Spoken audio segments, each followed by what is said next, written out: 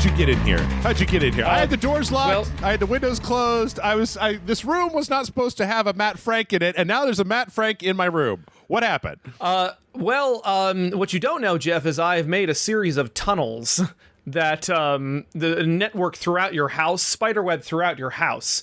So I'm just in your walls. Are you telling me that you've turned my house into some Knives Out bullshit? Because thank you. Now just show me where they are, please. I want to use them to get to the bathroom. I don't know. I mean, I do have a pea chute, but it just goes into like, it doesn't actually. I don't want to say where it goes, because you might lose your deposit, and bitch, I don't rent. I'm buying this place. I got a mortgage. Fair point. Welcome everybody back to a very strange Rage Select podcast here on Rage Select. I'm Jeff.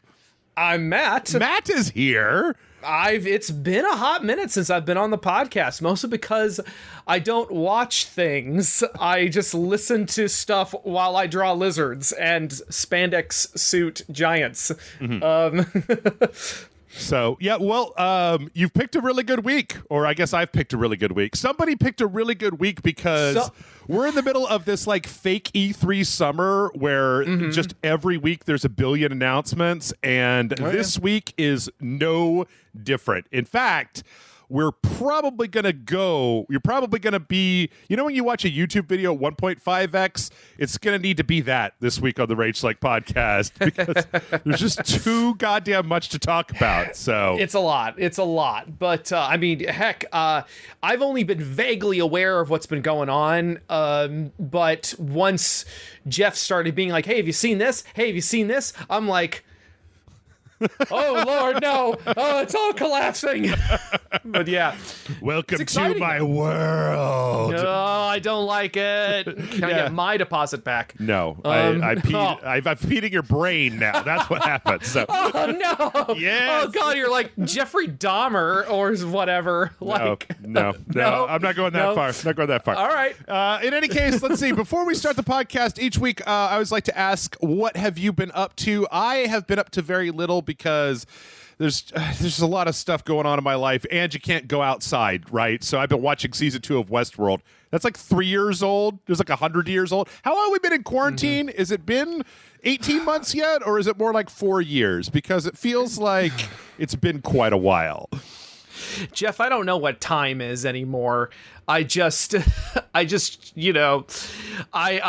that feeling though, where you're just like, you like, what do I do to break up the monotony? But I mean, for me, my life is just being consumed by Ultraman, as somehow it wasn't already. Because, now they're not only putting out all these Blu-rays that I have to watch, which I've been also doing for review on Giganticast, they're simulcasting the new Ultraman show from Japan every Friday. Holy shit.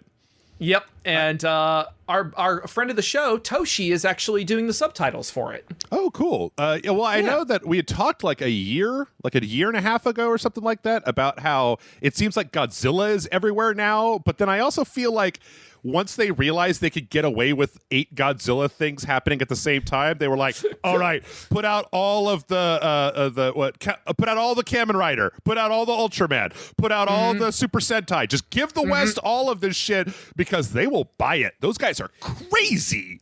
Yeah, that's the crazy thing. It's like because there's hardly any new content right now that's not video games or streaming or weirdos talking into streaming video games, or weirdos talking into microphones who think their opinions matter. It's a lot of classic content, or content that we've never gotten before in the States. So, here's all of Ultraman, and it's pretty sweet. And other than that, oh God. Do you have a good? Okay, so we only have a few minutes here, but before we jump into it, Do you have a recommendation of a place for people to jump into all this new Ultraman content if they are not already familiar with Ultraman? I'm asking for a friend because I know everything about Ultraman, but do you now? My friend Jim, he does not know a lot about Ultraman. So if he wanted to say watch some Ultraman, what Ultraman should he watch? The easy answer is to just go back and watch the original series, because not only is it on Blu-ray, it's also streaming on Movie Spree, and which is Mill Creek's streaming service. But I can understand, like, it's sort of like trying to recommend classic Doctor Who or classic Star Trek, where some people, that old style filmmaking, it's a little bit of a barrier there. And I'm not going to judge people for that. I live with someone who has trouble with the older style stuff. Matt, I feel like you're judging. I kind of feel some judgment coming through here. Judging. How does it go? It's like, oh, no, I'm not saying that, but I'm certainly thinking it loudly. I would say there's some more recent stuff that I think, if somebody wants to get into it, like Ultraman X is really fun. The current show that's streaming is Ultraman Z. That's on YouTube. That's all English subtitle. That's a kind of a fun place to get into it because they're not bothering with a whole lot of like, because the way they do it is that every new series starts in a universe where Ultraman hasn't existed before because they have this whole multiverse thing. Mm-hmm. So I would say, Ultraman Z, Ultraman X, or just go back and watch the classic and at least get a few episodes in so you kind of get the feel for it. But that's what I recommend. All right, cool. Well, I recommend that everybody watch the Cyberpunk 2077 Night City Wire live stream live that happened last week, which is the very first of 1 billion things that we're going to be talking about. And honestly, it's because it's the one that I'm most excited about. Like, there's a lot of stuff that happened last week, but this one was the one where I was like, ooh, Matt, I don't allow myself to get very excited about a lot of things, but... Oh, really? A first-person shooter cyberpunk game made by them dudes what made The Witcher. I'll take 2. I'll take 8 sequels and like a live service or something. I don't know. I don't care at this point. I'll take 8 sequels and at least 4 Keanu Reeves cameos. Yes. Well, that's a thing. Like, I actually was not really clear on what this was supposed to be. Mm-hmm. Like, everybody was talking about it, and I was sort of like, I don't know, guys, I'm already so overloaded with content. I don't even know what's happening anymore. But this was the most Cyberpunk content that I sat down and actually consumed. Like, I sat down. Jeff, you'd be so proud of me. I sat down, and by which sat down, I mean I walked my dog and I watched the whole thing. And I gotta say, this looks pretty cool. Yeah. I actually really like this. Yep. Well, welcome to the party, pal. In the words of John McClane, welcome to the party, pal. Welcome to the party, pal. Yeah. So we got this. It looks like the new big thing for everybody is to do these kind of like these online kind of mini. Like a Nintendo Direct, but like for your one game that you're putting out. We got the Avengers one. There's, some of the Smash Bros. Been doing it for a while. But this one, so I was thinking about, like, why am I so excited about this game? Why am I so interested in this game? And I think it's because I really like the storytelling in The Witcher, but I'm just a little cool on medieval as a setting in general. So, like, I do not think that The Witcher 3 is a bad game. I have not finished it because it's really long, and there's a certain point where they're like, oh, in order to get the grimoire, you need to make a morally questionable decision at the pass of Krengar the Magnificent, and where's my, and I'm just like, there's a part where I kind of check out. Now, this... with all these cybernetic fucking cyber arm, weird hair, neon lights, like ladies with robot legs and shit. It's like what if Deus Ex was 5 times as long and written by the guys that did The Witcher. And I'm just like, yes, all the boxes just got checked. I don't know how you did that. Like, they're all checked off now. And yes, put it in my anywhere. Put it in my everything. I don't even care where you shove it. Like, put it where the sun don't shine. Just get it inside of me right now. In your body. That's kind of what I was. I would not say that I'm like super into the gritty cyberpunk, futuristic, who's what's it. I wouldn't say it's necessarily a box that gets checked for me, but I think the thing that really gets this for me, that kind of sets it apart from other cyber future the whatsamas, is that it kind of has this weird 80s / late 80s early 90s aesthetic, especially in the fashion and in the color palette. And that right there is like, okay, I like this approach. This is fun. Well, I feel like, so I think that what you're getting is the fact that most of the tenets of cyberpunk were kind of developed in that late 80s, early 90s time, right? Yeah. So if you think about like a cyberpunk future that doesn't look like that, I think you're going to end up looking at something like Detroit or, you know, like Westworld Season 3 or something, where we took all of our super slick, clean line Apple products and then projected them forward into a future, whereas this is a lot more like gritty, dirty. It's got that crazy synthesis of like Eastern inspired Blade Runner kind of stuff. And then it's interesting that you say that. I hadn't really thought about it, but like it really does in the way that, you know, it does look modern, but it definitely is differentiated from what you normally expect. Like, I feel like at all times we always have this weird conception of like, what does quote unquote the future look like? The realistic future of our world. And this feels like the realistic future of 1987. Right down to Keanu Reeves with a metal arm. Well, see, and that's the thing. Like, it's so because the future, no one can anticipate what the future is going to look like. I mean, people were anticipating that the year I would have bought a lot more toilet paper if I knew what the future looked like. So yeah, no kidding. No, I think people were anticipating that 2020. You know, you go back to the 50s, go back to the 60s or 70s. You say, oh, the year 2020. People think, you know, they think about the Jetsons. Right. You know, they think about, all of our buildings are going to be up above the cloud layer, and everyone's just going to have a job where they just push one button over and over again, and lazy millennials pushing your button. turns out it just looks kind of a lot like the 1970s, only everybody has phones in their pockets and no one can go outside. So pretty much basically the same. Yeah. But no, I this is the most interested I've been in this since I saw Keanu Reeves' beautiful face. And no, you're beautiful. No, you're beautiful. Don't fucking touch this. Just like get really intense for no reason. I gotta say though, one thing that it's not that it puts me off, but it's a little like, I don't know.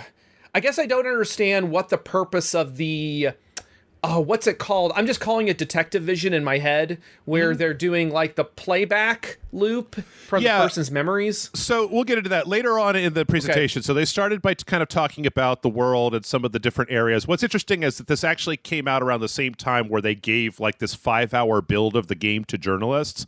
And what's really interesting is in this whole presentation, everything in the presentation is from the prologue of the game. So, when she said that, or they said, whoever said that, I was just like, I'm sorry, what? This is how much game? Jesus. So they show kind of a little bit of the story. They show a little bit of walking around. They kind of talk a little bit about it. One of the bigger things in here is they showed what's called the brain dance mechanic, which is basically what I was able to intuit using all my sci-fi smarty boy brains is that the guys, they have the sequence where these two thugs are like robbing a store and then one of them gets killed. And from all the talk, it sounds like this is what the movies are in the cyberpunk future, is you take a recording of somebody's brain and then people play that back as like a thrilling adventure, right? And so it's like it's kind of cool, actually. Yeah, so the whole brain dance thing is if everybody was wearing, like, if actors in a movie were all wearing GoPros instead of like being filmed from a third party source, and then you were able to get like somebody's camera footage and look over it.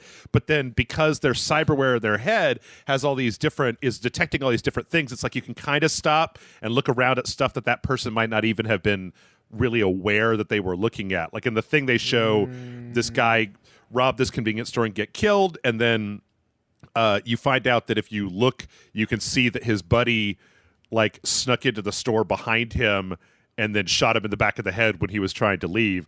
I think this is actually, to be honest, Matt, I hadn't really thought about it until we just brought it up, but I think this is really interesting because I think that this has the potential, I don't know if this is what's going to be like in the game, but it has the potential to gamify all of those like logs and recordings and emails, where somebody is talking about like, I've been on the run for a while and I'm almost out of food or whatever, that if you were to take that backstory and instead make it this little like tight detective mode Batman Arkham Asylum, like looking through that memory gameplay, I'm all down with that because I always skip half the recordings and I read half the shit in any game anyway. So, and zero of it when we're recording for Rage Select because I got time.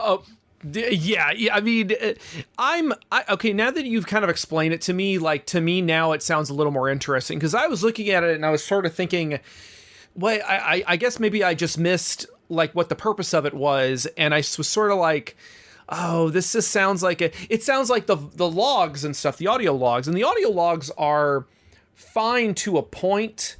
But when it's like in BioShock or whatever, sometimes they're kind of interesting and kind of cool, and other times it's like, what was the purpose of that? Like, so for me, I would have to wait until I gotta be honest, I actually, you know me, Jeff, I'm very kind of hit or miss when it comes to mainstream games, like the bigger mainstream releases, because I'm like, I'm sorry, can I play as a shark? No. Right. Then, but no, this actually looks really interesting. Like the more I learn about this, it sounds kind of fun. If it follows the trend of The Witcher 3, if you wait until 2023, you'll be able to buy it for like $8 on a Humble Bundle with like 600 hours of DLC. So, yes. But yeah, the other thing that they announced a couple things. They announced the brain dance. They also actually, they hadn't before shown that there's like a huge Badlands world around the Night City that you can kind of go out into. That's a lot more, it feels like a little bit more Fallout-y and post-apocalyptic, where there's kind of like or like what was the place outside of Judge Dredd's Mega Cities, like that kind of thing with the cyber cannibals.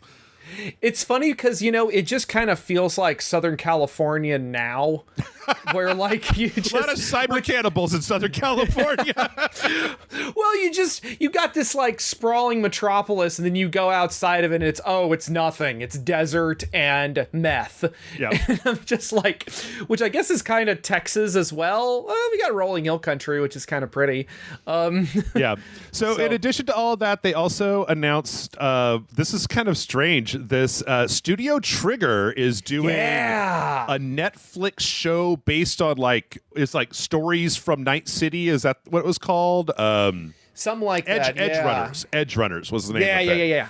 And it had this really strange thing where they switched over to this lady in Tokyo and like here, we're going to talk to the nerds that are making this anime. And it's just like these three guys in Promare shirts that are obviously artists and not like some personality that's supposed to be on camera, because they're just like, I'm the guy. I do the thing. I'm the director. I'm the anime. I'm the character designer.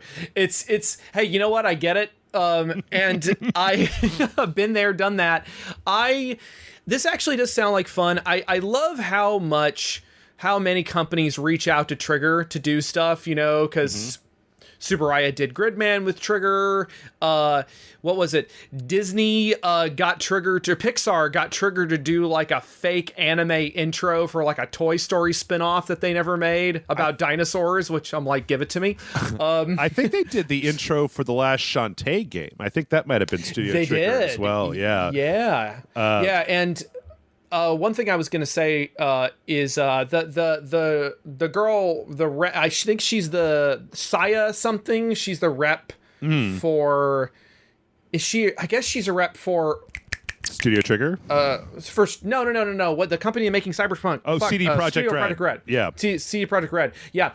No, I just it's so funny because you exactly what you're talking about. You're going from these really picturesque, very, very pretty young ladies who clearly know what they're talking about. They're also real like go-getter personalities and everything. You like you said, you hard cut to these nerds. I love it so much. They all have glasses, Matt. Every one of them has glasses. They're all just wearing black Promare t-shirts. They obviously got like 10 minutes before they started, and they're just standing up against what's her face? A Kill promo. Yeah, underneath the what's her name's boobs from Kill la Kill, just like. Yeah, I kept getting like, what is that? Oh yeah, that's Matoko's armpit. My next to that guy's head. Anyway, no, and but no, I actually think this seems kind of fun. You know, I'll watch a Trigger joint in a heartbeat. Yep. And so it's but the weird thing is it's announced now because it's not coming till 2022, and I feel like Netflix usually like holds that shit back a little bit.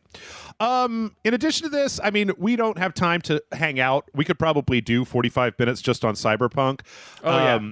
There were a few other things. Polygon has a really good article that I'm just going to tell you guys right now. Has a rundown of how the RPG progression system works for the game. And it's a combination where you have like base stats and then these perk skills, and then you earn like it's one of those games like where you get better at stealth by stealthing a guy, and you get better at shooting by shooting your gun. So like the more you do one thing, the better you get at it, but then it has these upper limits on those skills that are capped by stats that you have to do missions. It's really interesting. There's a lot of really cool information in here. I could just say it all out loud, but that would be boring. So you could go read it. You read it. I could read it to you. You read it. Read it. You read it. You need to read a little bit. Just read it. But no. I don't wanna. Is there an audiobook version I can listen to?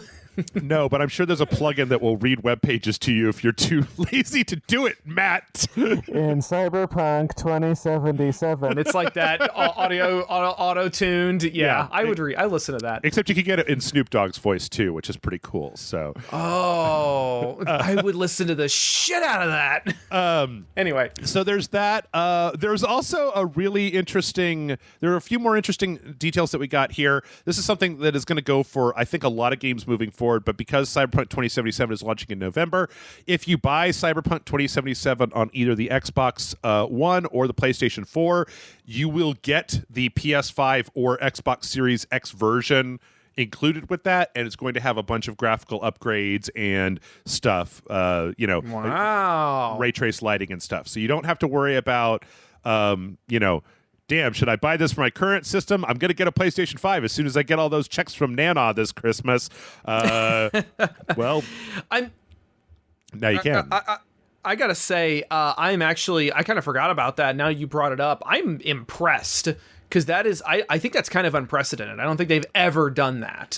It happened a little bit in the last generation. The one that I remember specifically is if you bought the PS3 version of Black Flag, you could put the PS3 disc into your PS4 and it would validate it and then go download Black Flag from the PlayStation Store.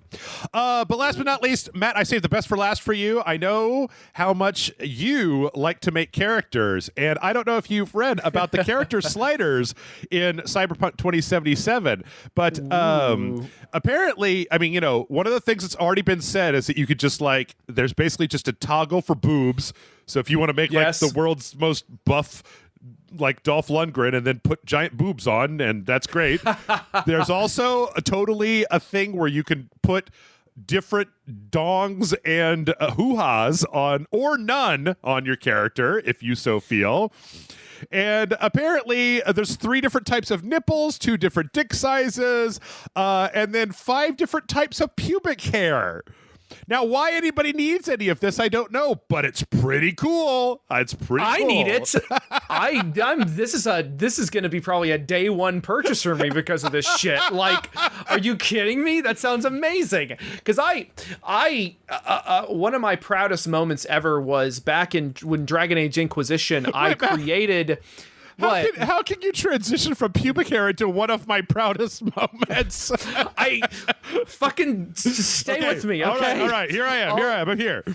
All I'm saying is that back in Dragon Age Inquisition, I got a tutorial that somebody put on Kotaku or something where I could basically recreate Daenerys Targaryen in Dragon Age Inquisition. And it was like a 1-to-1. Like, it looked exactly like her. And it was so 1-to-1 that when you got to the end of Dragon Age Inquisition, you were just as disappointed as when you got to season 10 of Game of Thrones, right? Is that? Oh, yeah. Too soon. She just for some reason my main character just the game just stopped letting me play it, and then it went down this whole different path that no one had intended, and the entire story shit itself inside out. I'm not bitter. You're bitter. I find it's better to not have any expectations for things. That way, you very rarely get disappointed. And a lot of times, you're just like, oh, shit, that was way good. I expected it to be bad. Well, if only all of us could go through life just expecting everything to be bad, then we would just wait. Yeah. You're all getting a lesson in Jeff's life now.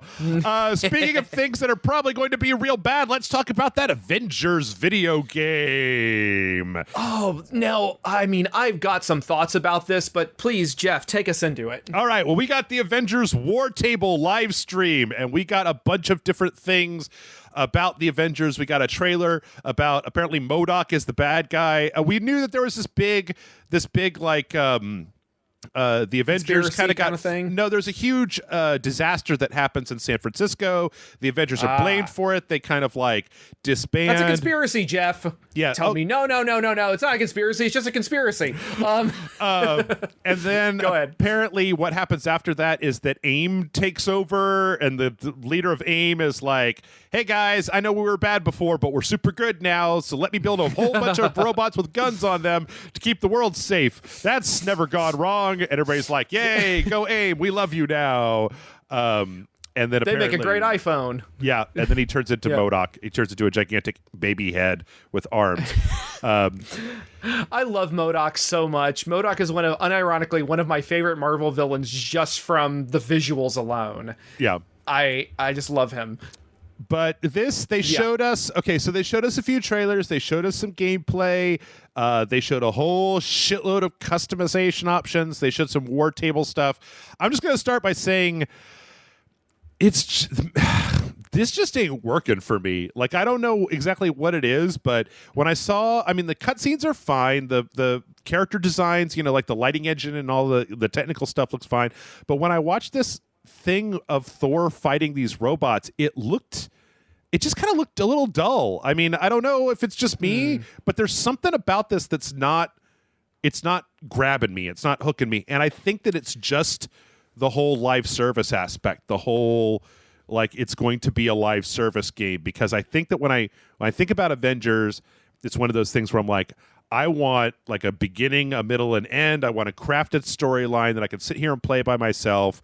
I don't want this whole like, then you could jump into the game with your friends or 4 shitty bots and play this open world mode where you can get experience points so you can buy Bruce Banner his Hulk suit from the time when he used to be in Las Vegas. And I'm like, I don't know. I mean, honestly, this was a lot. So when I first saw the trailer, what was it, like a year ago? When they last showed a trailer or something like that? They had the big thing at Square's E3 show last year. I remember also being kind of unimpressed, mostly because I didn't like the character designs. It was kind of like, that was what everybody was saying, was that it all kind of felt like off-brand Marvel's Avengers. Like, it kind of looks like Robert Downey Jr. and it kind of looks like Chris Hemsworth or whatever, but not really. And that, I think, is the first thing that kind of puts me off, because it's like going for this Marvel's, Disney's, Sony's The Avengers look.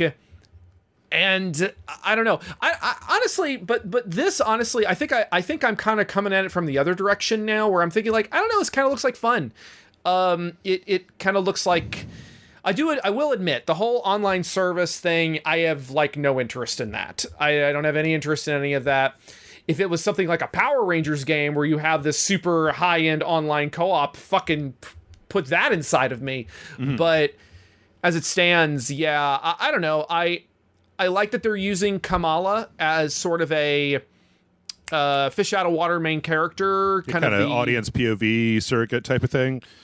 Yeah, although I have to say, like, as soon as I heard that they were doing the whole Inhumans thing, my eyes rolled pretty hard because I was like, oh no, the mutants, wait, the conduits, wait, the infected, wait. And yeah, I think that I was thinking that same thing when I was watching this, where I'm like, oh, because they flash to a thing where AIM has like a bunch of Inhumans in these glass cages, and like the first one that they go to is a dude what has ice powers and looks like Iceman from the goddamn X-Men, and I'm like, look, Marvel, I realize this, but do you not understand yet that none of us want the Inhumans? You could keep the Inhumans shit, you could keep trying to make it a thing, because it's been what, like 5 years? They canceled the poor TV show, like it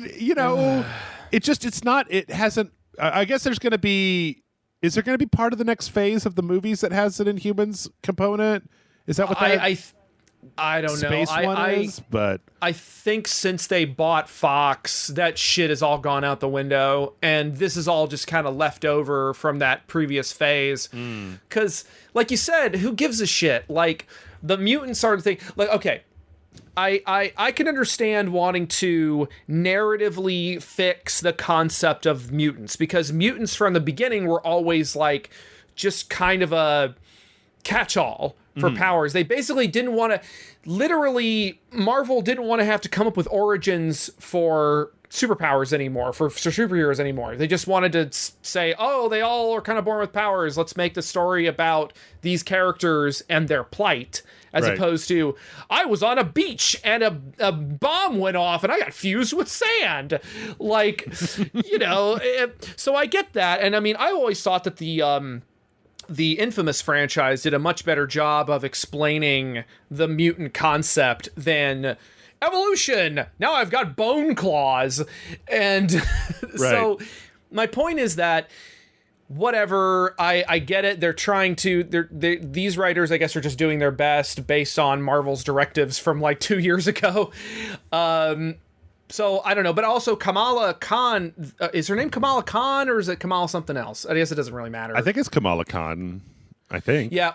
I guess she has always been an Inhuman, hasn't she? Or was she a mutant? I think she's. Okay. I think she's been. I think she's. I don't really know. I don't read comics, but that's what I've gleaned from kind of side stuff. I actually think that I was thinking while you were talking, and I think that I know what the problem that I'm having with this game is. Okay. And tell me if this tracks for you, because I think this might be my problem, is that I'm thinking of all the video games that I've played. I'm thinking of because I'm looking at this and I was watching the combat with Thor, and I'm like, this doesn't seem like it's that much different. Like a little bit sloppier, but not that much different than, say, the combat in Spider-Man, right? Okay. So why do I not like this, and why do I like Spider-Man? And I think that the answer, and I'm trying to think in my head, I'd be more than happy, because you played a lot of games with me, Matt, if you can come up with an idea, is the idea of not playing as a single character that I get to make a connection with over the course of the game, and instead flopping between Iron Man and Thor and Ms. Marvel and Black Widow and stuff like that, because it feels like if you had and maybe I'm wrong, and you could think of a time when this was a thing, but I feel like the reason Spider-Man was so good was because, like, I got really intertwined emotionally with Spider-Man's story, and the reason that God of War was really good is because I got really entwined personally with Kratos' story, and even Skyrim. I got real entwined with my wackadoo, crazy Garfieldius story, right? But the idea that you could just switch in a mission between any of these characters, and that there's going to be they showed a map, and it seems like they're going to have like different single player missions that are specifically tailored to different characters to advance the storyline, and they're going to have these kind of open-ended things. And I think that might be what's turning me off about this game, is the idea that, necessarily, right, this game can't be about Kamala Khan, because or it can have like a few missions about Kamala Khan. But then I start thinking back to,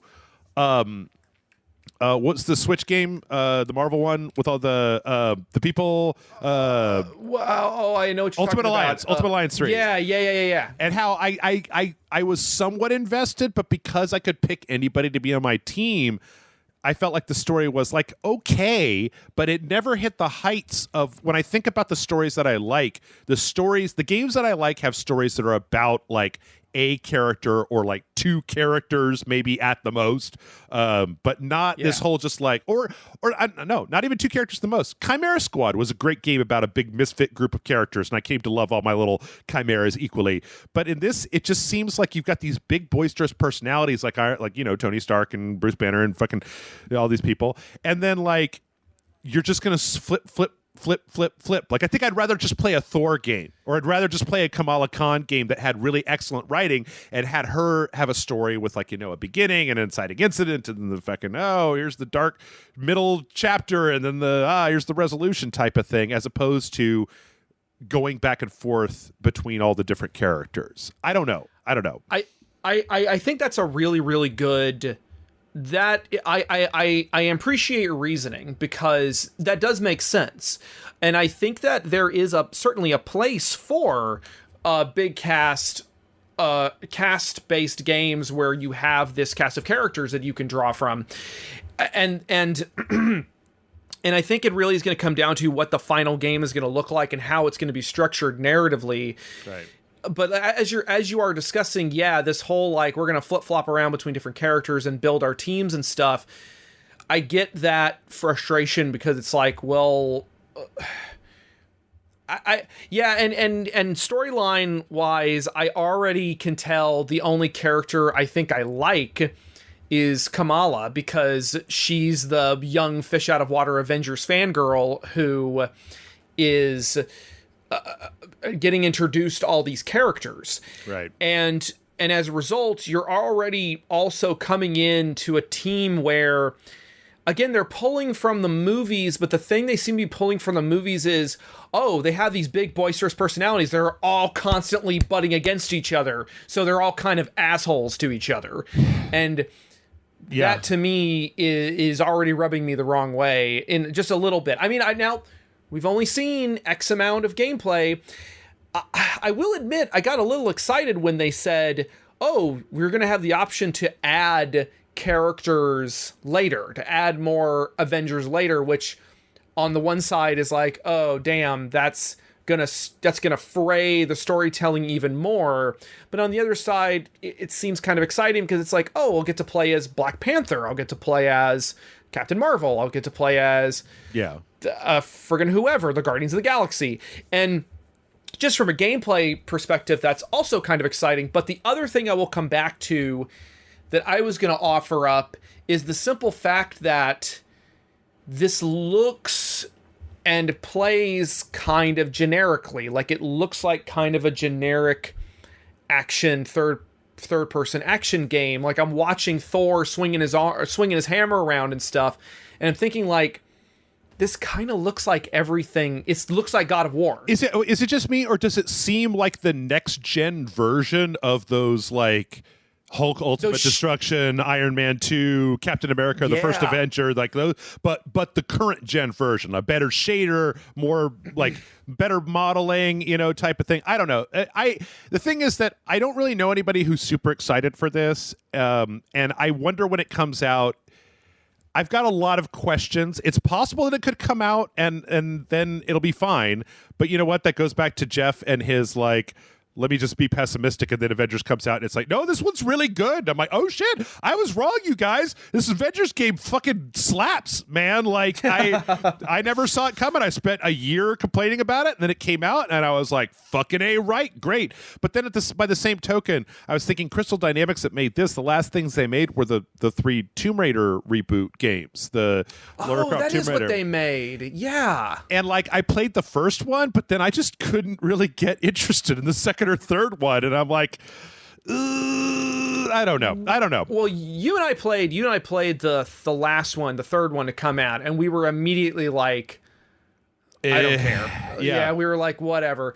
I mean, like you said, we could be taken by surprise, and it could wind up being really fun.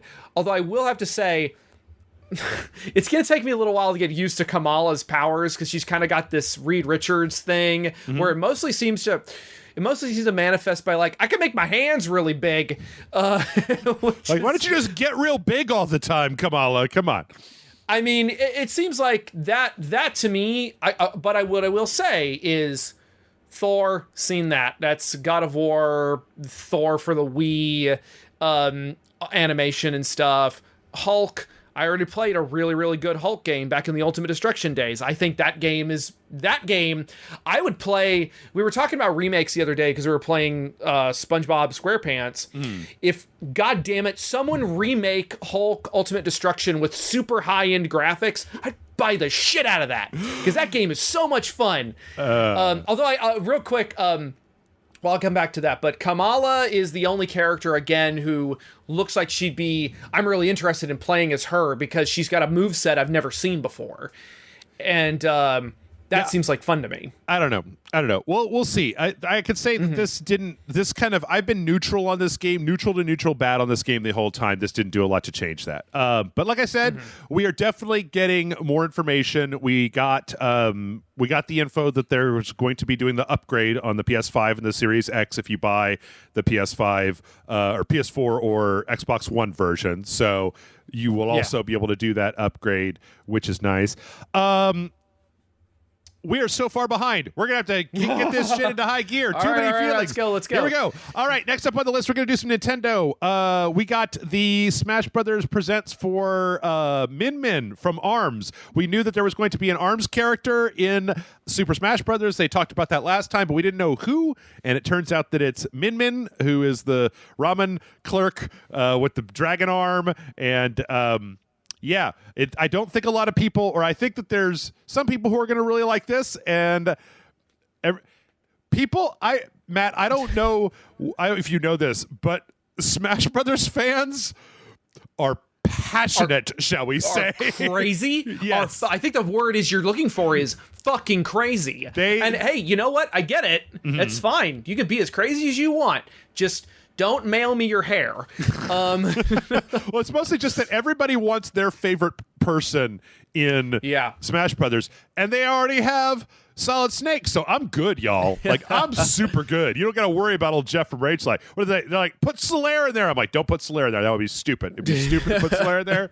And the only other person I would want would be Agent 47, and I don't want to see him doing in Smash Brothers because busting it would be busting a cap in Mario's ass. Yeah, well, setting up some kind of Rube Goldberg murder machine. I would play that. I think that sounds like fun. See, I don't. I gotta be honest. When you sent me these links, these videos and stuff, I saw ARMS Min Min, and I was like, I don't know what any of that means. And then when I clicked on it, and the video started, I was like, oh, ARMS! Yeah. I forgot about ARMS, and which is kind of sad, because ARMS is a fun game. I mean, I played it and I had a lot of fun with it. But I feel like everybody kind of forgot about it, or is there a huge ARMS subculture I'm not aware of? That is a hole that I have not gone down, so I don't know. All I can know is that during this presentation, we found out a lot about Min Min. She seems like a very, obviously a long-range character who stretches the arms out way long. There was some fun stuff. There's a lot of... these are super fun, because this one was Mr. Sakurai, the guy, one of the producers or director, I think, on Smash Brothers, did this whole thing from his house because he's in lockdown. I think he showed briefly his living room, and he had 2 TVs, and he was like... Giant TVs? Yeah, in case you're wondering, I have 2 TVs because sometimes I like to watch TV and play a video game at the same time, and I'm like... You're fucking crazy, man. Well, I guess that's not that dissimilar to, if I'm playing Breath of the Wild or Maneater or something and I just want to veg for a little bit, I'll put on a podcast or an audiobook or something while I'm gaming. And I mean, I get that to a certain extent. I just think the idea of having 2 entirely like duplicating your living room TV setup just so you could watch TV and play Smash Brothers. But in any case, I think Min Min looks real good. You know, they made a nice little cute animated intro. They also had some stuff. They talked about they always have the Mii Fighter stuff. So they're putting out Ninjara, who is another one of the ARMS characters. They're putting out Callie and fucking what's her name, Stacy or whatever from Splatoon. Heihachi, yeah. And strangely Vault Boy. There's like a weird Vault Boy costume. That was weird. I can't feign interest in the Mii Fighter stuff. I mean, it's cute that you can do that, but I'm just like, oh, I could play as a generic character with a skin, or I could play as Dark Samus. Right. Like, I don't know. It's fine. I think it's nice that they're releasing that stuff if that's the stuff people are into. I gotta be honest, I was more surprised that they went with Min Min as their first ARMS characters, as you think that the character they go with is one of the, I don't remember their names, but the two kind of generic leads. But I guess they wanted to go with someone who has a little more of a unique flavor to them, as opposed to the generic mains in ARMS. The little animated intro is really cute. I really appreciated Captain Falcon and Kirby in a ramen shop slurping it up. God, I want ramen now. God damn it, Jeff. I'm sorry, man. I'm sorry. This is what happens, Matt. I can actually tell you, I could probably tell you why they chose Min Min over somebody else. And I think it's because she by default, she has two different arms. Like in her promotion, she has the dragon hand and then like the little ring or whatever, as opposed to like the main guy who just has the boxing gloves and stuff like that. But actually, the one that I wanted was, you remember the who was the one lady that had the real thick behind that everybody was? The hair? The girl with the hair. The girl with the hair. You'd think, because she was kind of the breakout character, at least on all the porn sites I go to. And I love how everyone was like, oh man, Nintendo figured it out. We want pretty ladies of color with big old badonkadonks. That's what the people want. And it's like, yes, I agree. Yeah. So in any case, Min Min is here. This was somewhat contentious, not anywhere near as contentious as the next thing, though, because last week we got Pokemon. We got some information about. There's actually a lot of Pokemon last week, Matt. There was they put out a Pokemon toothbrush game where you set up a cell phone, and then when your kid brushes their teeth, they can catch Pokemon, called Pokemon Smile, I think. They put out... I guess that's kind of cute. Yeah, It's free. It's 100% free, and it's just to like make kids brush their teeth, so whatever. That sounds like a very Japanese thing. It sounds like a very Japanese thing. They put out the Cafe free-to-play game, free-to-start game on the Switch and whatever, the Pokemon Cafe. They talked about the Isle of Armor, and then they announced Pokemon Snap for the Switch last week. But they were like, but hold on, we've got more Pokemon. Just you guys get ready. You're going to be so happy when we show you this new Pokemon. Oh, boy. And it's called Pokemon Unite. And it's a MOBA for cell phones and your Nintendo Switch. And everybody fucking hates it. Or I don't know.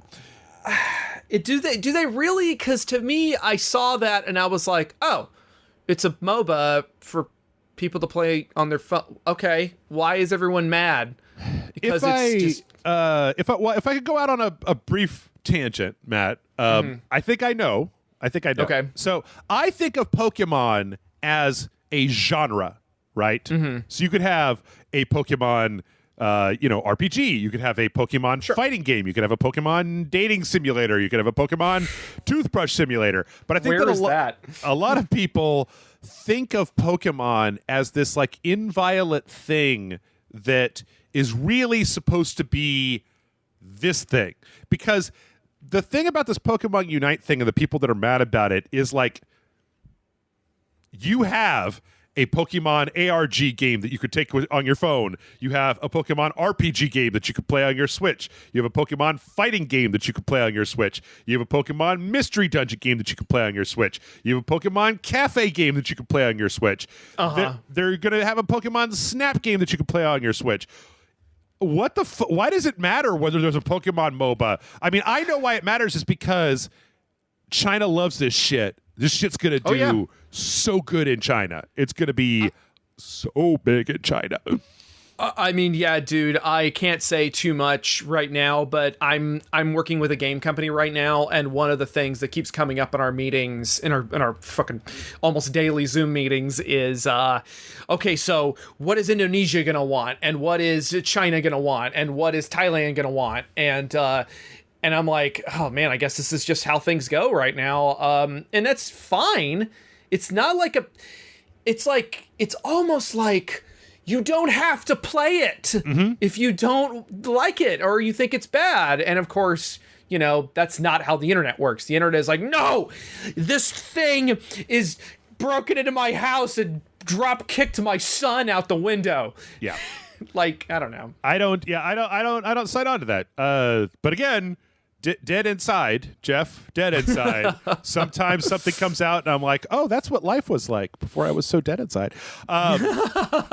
When I look at this, you know, it's like you've got teams of 5. It's basically a MOBA. You're going out it feels like instead of creeps, it's like you're going out to capture wild Pokemon with your Pokemon and then bringing them back to this place to turn them in.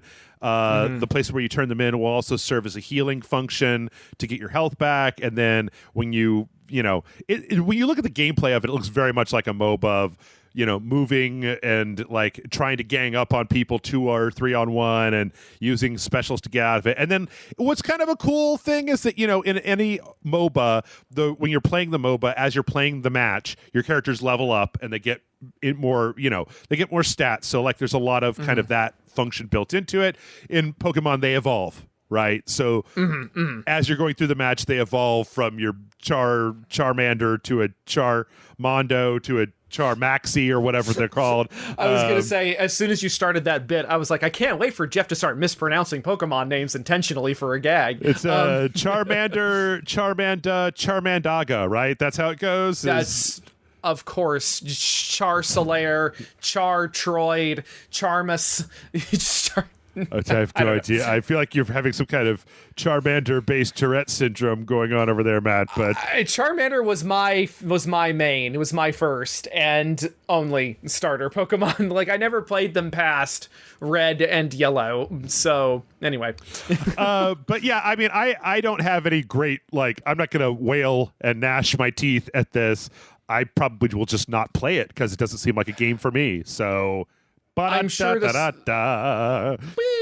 this will be a Warcraft classic debacle where we will find out after recording that we were so wrong. We were so wrong, Jeff. And we are the real monsters. It turns out it's man. It's man. Man was the real monster. And specifically Jeff and Matt were the real monster the entire time. Here's the thing is that like the other thing about this is like this is a MOBA. I do not care about MOBAs. MOBAs must be played with other people. Other people are the devil. Hell is other people. I don't want to play with other people. I want to sit here by myself and play by myself and sometimes podcast with Matt. But that's pretty much it. Go. That's pretty much it. Yeah. So I feel wanted now. There you go. Anyway, right, let's see. So I think we're looking at a week where we're probably going to have to split the news into 2 segments, Matt. But we're not quite done yet. We also had in the Nintendo, all the different Nintendo stuff. This week, we found out that Animal Crossing is getting a brand new update where you can swim and dive and get stuff from underwater and give that stuff to that dude what runs the museum. And then there's like some guys, Blathers, you can give it to Blathers, and then like they show up in the museum, and then like you could go talk to some guys that show up in the water, and then they'll give you stuff, and then if you give them stuff, then you can build mermaid stuff for your house. You can have a horrible mermaid house full of garbage that looks like There's also the dude who Gulliver is going to be dressed up like a pirate. There's going to be some kind of pirate theme with him. I am definitely not Animal Crossing, but I definitely appreciate the fact that they are doing these updates on a very, this is like what the 8th update in 2020 for Animal Crossing was just like, here's some new shit, I guess, have it. So I mean, I personally, so I have not played Animal Crossing, but the woman who lives in my house and eats half of the food in it, my very loving way of describing my wife. Morgan plays the shit out of it right now. Yeah. And she has specific friends that she like talks about Animal Crossing stuff with. Like basically when she's at work, which is just downstairs on her laptop, she's got the Switch next to her, and she's kind of like, okay, I can take like a 10-minute break and do a little Animal Crossing, work on my house, and it's like just today during lunch, she was like, "Man, help me pick out a shirt because I got a bunch of cowboy shirts and I don't know which color I like." And it was very so I can tell you right now that she's gonna be doing this. She's going to be doing this, and this is going to be her thing. And she's like, "No, I need this for the museum, Matt." Like, yeah. Sorry, I'm just thinking about her being like, "Matt, I can't get the scorpions. Matt, I need scorpions." Yeah, don't we all? Yeah. Don't we all? Don't we? Yep. So, okay, let's motor through a few more of these, and then we'll call it a go for part one. Right. We also got, it was leaked over the weekend, but then we finally got a first trailer and a bunch of details for Crash Bandicoot 4. It's about time. It's about time. It's a pun. Yeah. I know you're not crazy about this. Okay, so here's the thing. I looked at this trailer and I looked at some of the gameplay for the game, and what I'm not crazy about, or what I want to know, is what is the difficulty like on this Crash Bandicoot game?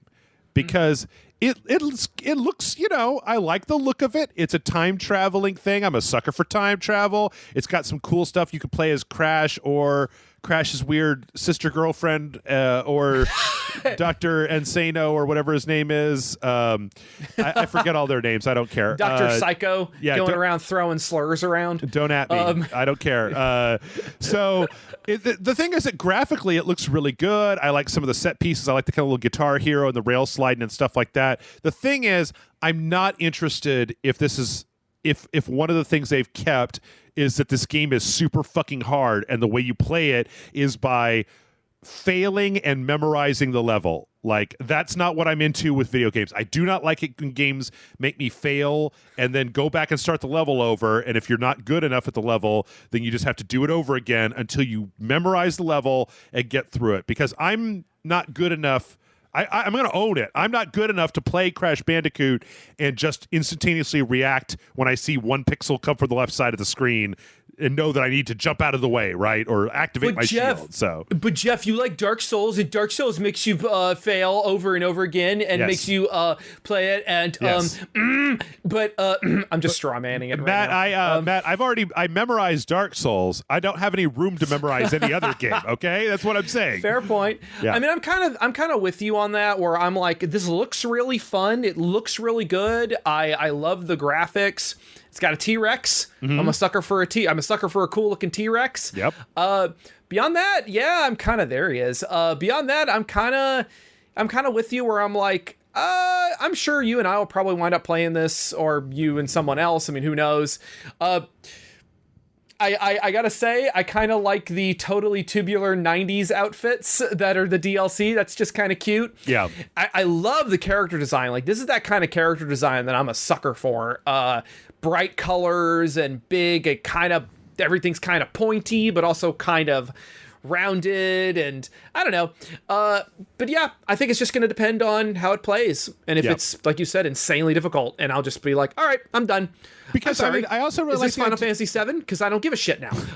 I really like the idea that there are 3 different characters and that the different characters play differently. So like Dr. Insane or whatever his name is, like, who knows, that I saw some gameplay with him where or there's some of the trailer where it shows that instead of like running and jumping and platforming, he has like a gun that will make platforms. And I remember reading a thing where it said he could choose basically to make like a regular platform or a bouncy platform. So there's like different ways for him to tackle a level. All I really care about is whether this game, like, all you need to tell me, Matt, is that there are no lives. You're not going to lose progress. The furthest back you'll go is like maybe the beginning of the level, and no level is longer than a few minutes, right? Like, that's all I care about. Is I just don't want to. I don't get enough satisfaction out of playing a game like this to have to work at it. Like, I need it to be a certain amount of just like, nah, that's fine.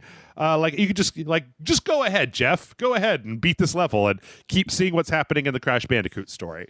I'm going to say right now, I can see the diehard Crash Bandicoot fan base complaining, this isn't hard enough. They made it for babies, and it's not difficult. You going to put in an easy mode? That's the thing is that this is being made by Toys for Bob, and if I'm not mistaken, they're the ones that made the Spyro remake.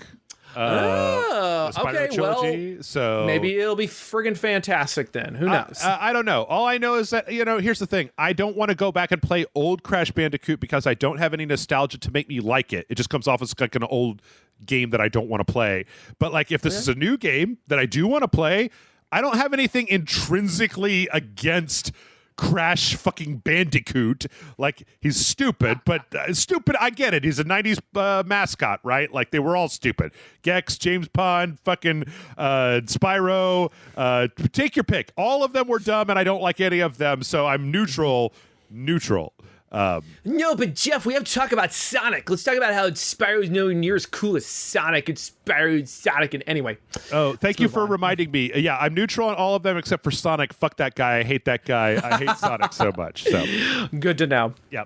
All right, and last but not least, before we take off here, we got a very brief stream about the opposite of something that I irrationally don't like is something that I irrationally do like, and one of the things I irrationally do like is Hitman 3, and we got a stream with very little information. There were a couple of things, but it was like nothing really like gameplay related. Like, what we found out was that Hitman 3 will do what Hitman 2 did, where like, if you get Hitman 3 and you own Hitman 1 and Hitman 2, Hitman 3 will act as a container that you can download all the levels from Hitman 1 and Hitman 2 into, so you can basically launch all of them from the same unified application instead of opening them, which also indicates, I think they said that if there's graphical updates to Hitman 3, they've been really good. IO's been really good about, like, in Hitman 2, there were a bunch of graphics and quality of life updates that were then back added into Hitman 1 when you downloaded the Hitman 1 levels in the Hitman 2 engine. So I'm hoping that the same thing happens, where you get to go backwards from Hitman 3. Because the thing is that Hitman 3, I don't know if people know this, Matt, this Hitman 3 is the third part of a trilogy that started with Hitman 2016, that each one of them has ended on a cliffhanger. So this is the conclusion of a 3-part series that started in 2016. So it would be really cool to have all those levels in one application, so you could just play all the way through them like right in a row. I mean, that's really cool. I'll admit I only saw part of this stream they did, but yeah, like you said, they're very cagey with the details in a lot of ways, and I really appreciated the chat log on the side of the screen that they had recorded, which mostly consisted of people screaming "show the footage," people or when they first started talking, their audio was super blown out. The developer's audio was super blown out, so everyone was like, my ears. This is why I don't want it. Matt, if you ever want a horror show, go back and watch one of those streams for like the PS5 reveal on YouTube and watch the YouTube chat replay on it. It's just like, thank you. No, thank you. Nope. I will say, though, that I'm very happy for you here because I know how much you like Hitman. I don't have strong feelings. I have really enjoyed sitting and watching you play Hitman, because one of my things is that even if I don't necessarily understand or like a thing, watching someone else be jazzed about it is really fun for me. With the exception of certain things, like, you know what? I was gonna make a crack about Kerbal Space Program, and that's not. No. If I guarantee you, if we were in the same room and I watch you play Kerbal Space Program, I'd have a good time. But that being said, don't give me that face. Nobody can see. This is a radio show, Matt. Nobody can see us. But that being said, I'm I'm kind of eager to see this through your eyes and watch you work this out. Mm-hmm. So count me in for the episode where we play this, because I think that would be really fun. Okay. There were some interesting things going on here. It's funny because one of the things they really harped on was the cutscenes. So in Hitman 2016, the cutscenes were fully animated, very beautiful, pre-rendered cutscenes. In Hitman 2, the cutscenes were very like motion comic cutscenes, and that's one of those things where, you know, I love Hitman 2, but I'm gonna tell you those cutscenes were some bullshit compared to the Hitman 2016 cutscenes. They said they're doing something closer to what the DLC did, which I think was like a kind of a combination of those two things. They also said that, so I don't know if you know this, Matt. Here, I'll show you. So in the first Hitman, when they announced Hitman 2016, it was this very just like Agent 47 on top of a white background.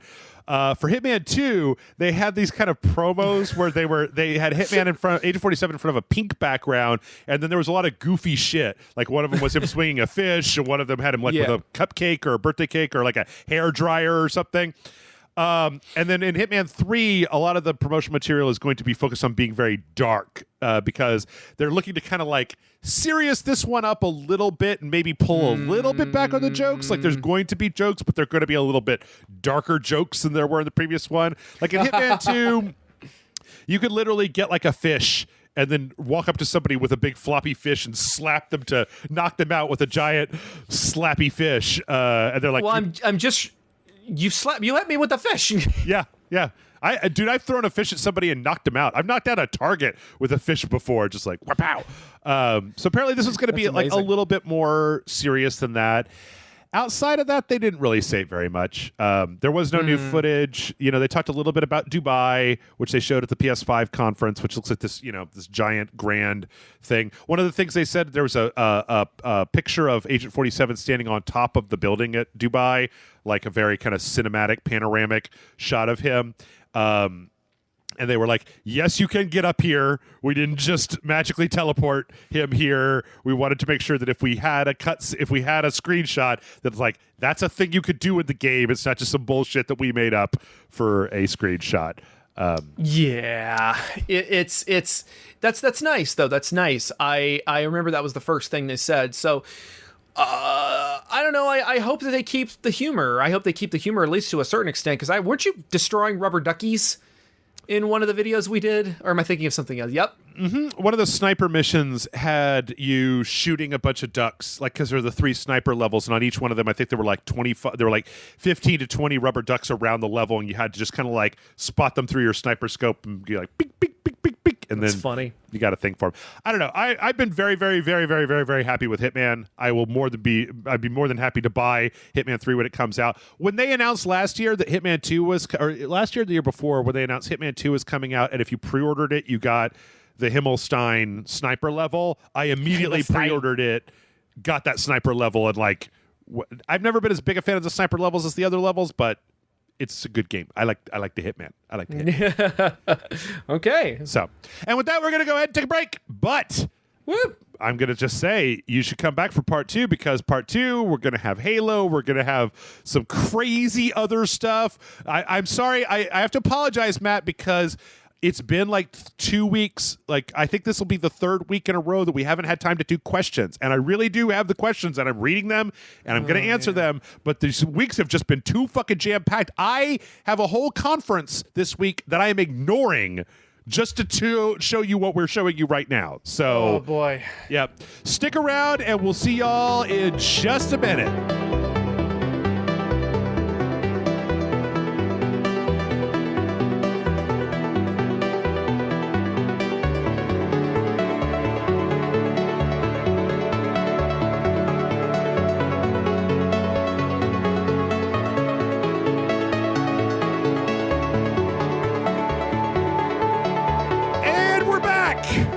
And this has been a little bit. Normally, we take like a 15-minute break between segments. This time, we took a 24-hour break between segments. So, if you're listening to this podcast and you're like, "Wow, there's a really different energy in part 2," it could be because I'm hungover. It could be because of Matt's eating a lot of spaghetti. There's a lot of reasons. Yeah. There's a lot of reasons. Well, I mean, it was like right before we started recording, I was feeling extra salty. I was just like, I was like getting real aggressive with Jeff, amusing myself, and but no, it'll be fine. I very much appreciate Jeff for accommodating my schedule in this way. So thank you, sir. No, thank you, sir. And I shall thank you, sir, with a brand new trailer for Halo Infinite. Which is kind of, I mean, I'm gonna just say right now, the word trailer, big quotey finger energy on the word trailer. This was just, it was like just this radio and these like gruff voices talking about a new Halo ring, and that's pretty much it. Yeah, all I heard was just whop whop whop whop whop whop whop whop, and just like am I in the Peanuts? Like, what is this? It's funny because I don't know how familiar you are with Halo, but like old Halo was about the Covenant, and they had the big Halo rings, and there were the brutes and the elites and the weird turtle men that ran them, and they were like fighting humanity. And then in the new generation, it switched from there to like an ancient progenitor race of technologically advanced like robot, kind of things. That was the main enemy, along with Cortana and the Floodmind. I don't really remember that, but this appears to be something new. The Banished, which is apparently a faction of the Covenant. Yeah, and they're a mercenary faction that split it off from the main Covenant force after a short rebellion, and yeah, they're all like mad. They found a Halo ring, so there's going to be some more Halos in Halos. The deuce, you say? Matt, calm down. You're too excited about this Halo news. I know how much you care about this franchise. Well, no. I used to actually like Halo. I actually played a couple of Halo games, and I played the first one all the way through. I played a little bit of Halo 2, and I thought it was pretty cool.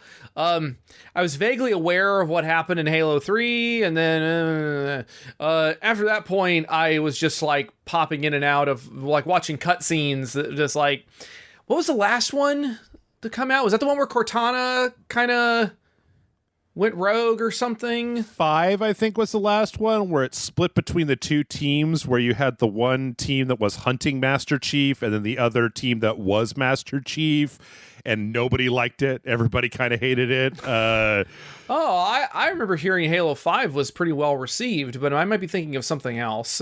I don't know. I don't know. What I saw looked pretty interesting, and but I do remember, I remember the Flood. I remember that. I remember that being pretty impressed by the fact that it turned out. I thought that was a very fairly creative narrative turn for them, for the aliens to suddenly be a really, really sharp focus of the second game, and they're like, oh, what you didn't know is that they're this amalgamation of different races across the universe that worship the Halos or whatever. And I thought that was a really interesting narrative turn. And what was even funnier was I remember seeing news items on the local news back in high school or college, whenever Halo came out for me, that were like, local churches were using Halo to they were doing Halo parties for their youth groups and stuff, and it's like, well, we're trying to use it as a teaching tool about the struggle between good and evil. And I'm just like, that the bad guys are the religious ones, right? Organized religion are the bad guys. I actually think this is kind of interesting because I feel like Halo has been a little strange for a while, and by introducing like a new bad guy, I think it's going to give them the ability to essentially, because this is going to be one of the launch titles on the new console, but it's also going to be compatible with the Xbox, because all the new stuff that's coming out on the Series X is going to be compatible with the Xbox One and the Xbox One X, and et cetera, et cetera, et cetera. But I think it's interesting that this kind of probably represents a softer reboot to get people back into the Halo universe if they've been out for a while, because the Halo universe is really complicated and it's got a lot of lore and there's a lot of stuff that you just maybe don't know about unless you've been super into Halo over the course of the franchise. So I don't know. I still want them to show me like a dude what has a gun dressed in green armor shooting some monster. Like this is my least favorite kind of trailer where it's like, look at this lovingly rendered radio that is saying things, and I'm like, it's so detailed, this radio chatter visual. And I remember I watched this, well, watched is a stretch, but I was like, I don't understand any of this. Like, I had no idea what's going on. I heard something about like, I'm going to do the thing, and blah, blah, blah, blah, blah. And I'm just like, this could be a Power Rangers game for all I know. This could be Goldar somewhere out in space being like, Rangers. It really, you could change the name of it, and outside of the reference to a Halo ring, it really could be any video game. You could be like, are the Banished the new faction that Agent 47 has to kill in Hitman 3? Or are the Banished the new faction that Miles Morales is fighting in the Spider-Man spinoff? Or are the Banished like the new guys that Mario and Luigi have to go after in the origami Paper Mario game? Like, it could be any of that. It literally could be any of that. I guess they figured they have to put something out, and whatever. I mean, hey, I'm not going to poo-poo it just yet because you don't have anything. We're not seeing anything. Yeah, there's nothing to poo-poo. Yeah. So I mean the Halo games that I've seen up to this point, even the ones I haven't played, they at least look fun to play. Mm-hmm. Again, I can't speak to Halo 5 because I didn't play it, but what I saw looked neat. There was a big brain monster, and he was talking to Master Chief. He's like, I'm the fucking whatever. Do a thing. And anyway, go ahead. I'm the fucking whatever. That's definitely what it was. Let's see. In further Microsoft news this week, we got a kind of a big bombshell where Microsoft is shutting down their Mixer service. So Mixer was the Microsoft competitor to Twitch that they launched, and they did it was strange because they kind of pulled an Epic Game Store in that they signed Ninja and a few other really big Twitch streamers to these like very specific multi-year contract deals with Mixer to try to boot this up as a competitor to Twitch. And it hasn't been that long. It's been like a year, maybe, that this has been going on. And the contracts that they signed were like these multi-year contracts for many millions of dollars. And apparently they just have decided they're going to shut it down. What they're going to be doing is moving the Mixer service over to Facebook Gaming.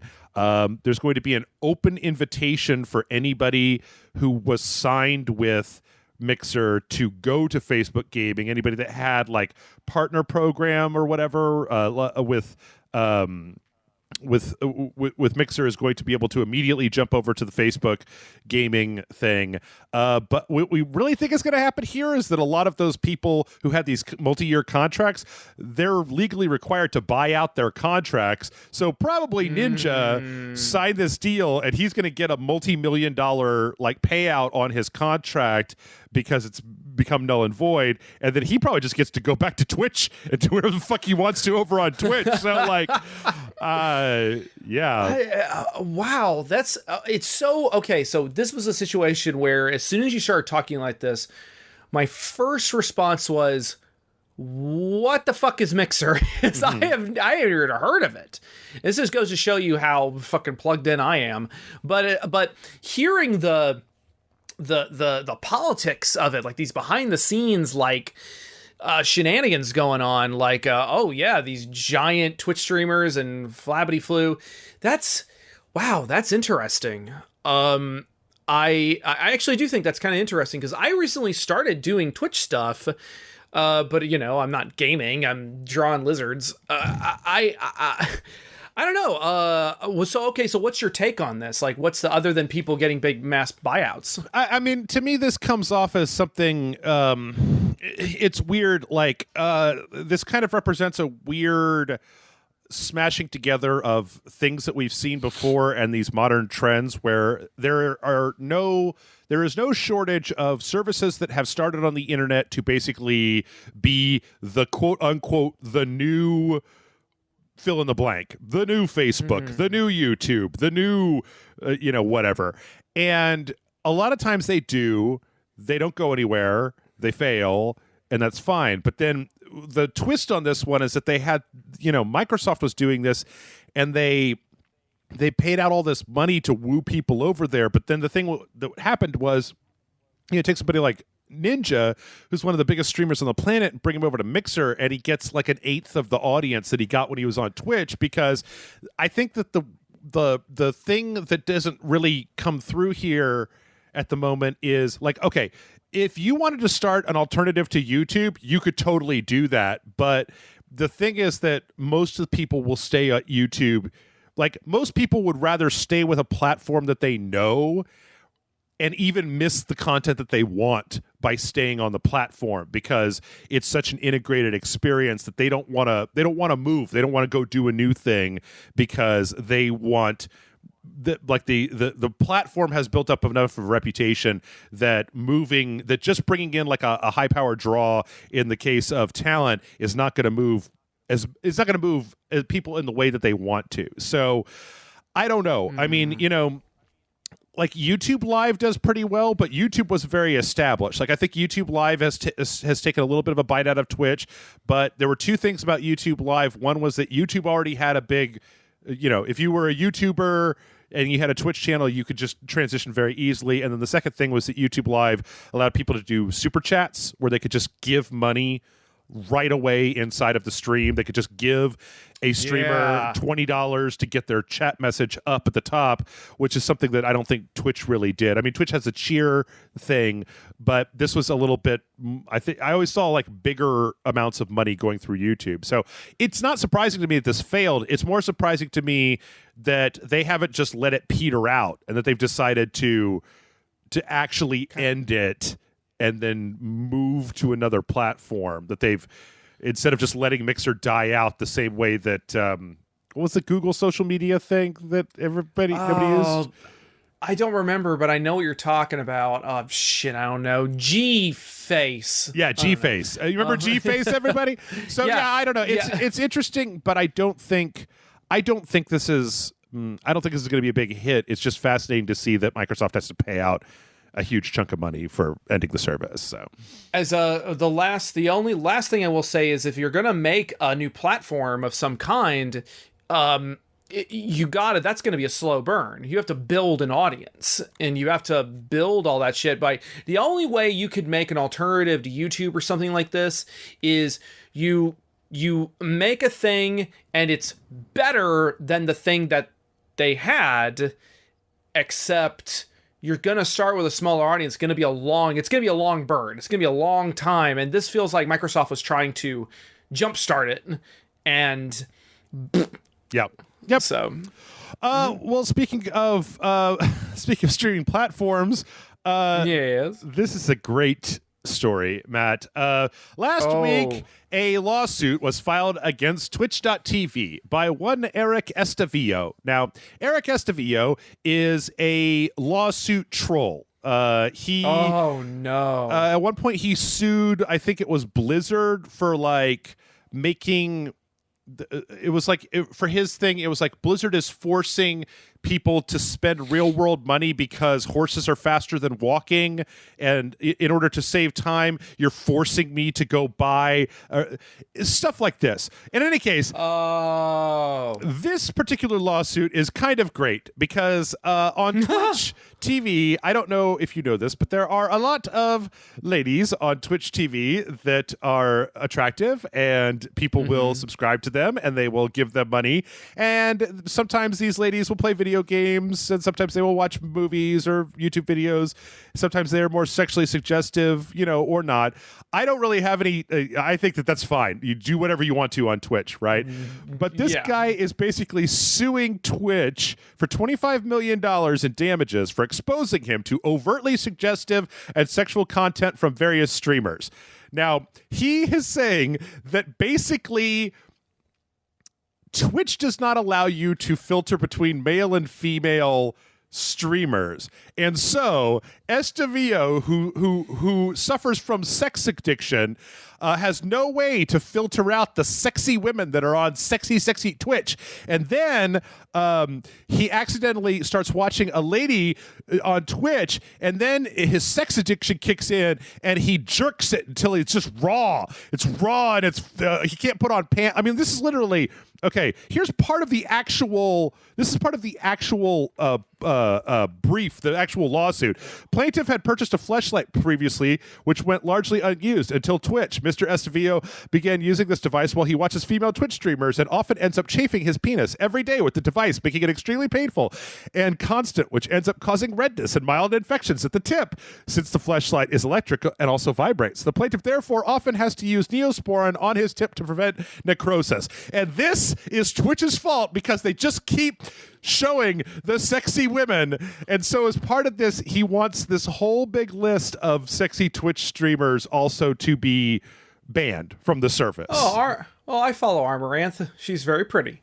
I like this one too. The plaintiff once ejaculated on his PC monitor, causing a short circuit and small fire within the electrical system of his gaming rig and causing his apartment to black out temporarily. I want $25 million because I jerked off and it fucked up my monitor. Twitch, that's your fault. If you do not give me the ability to go to twitch.com/Christian moms and not see anything sexual, then I cannot be held responsible for jerking off on my PC. So Jeff, I feel like every word of this news section, I feel like I'm dumber now. Like I feel like the brain cells have been dying. Matt, here's the other one. The plaintiff often stays up for hours staring at the breasts of girl streamers, which ends up damaging his retina and making his eyes bloodshot for days.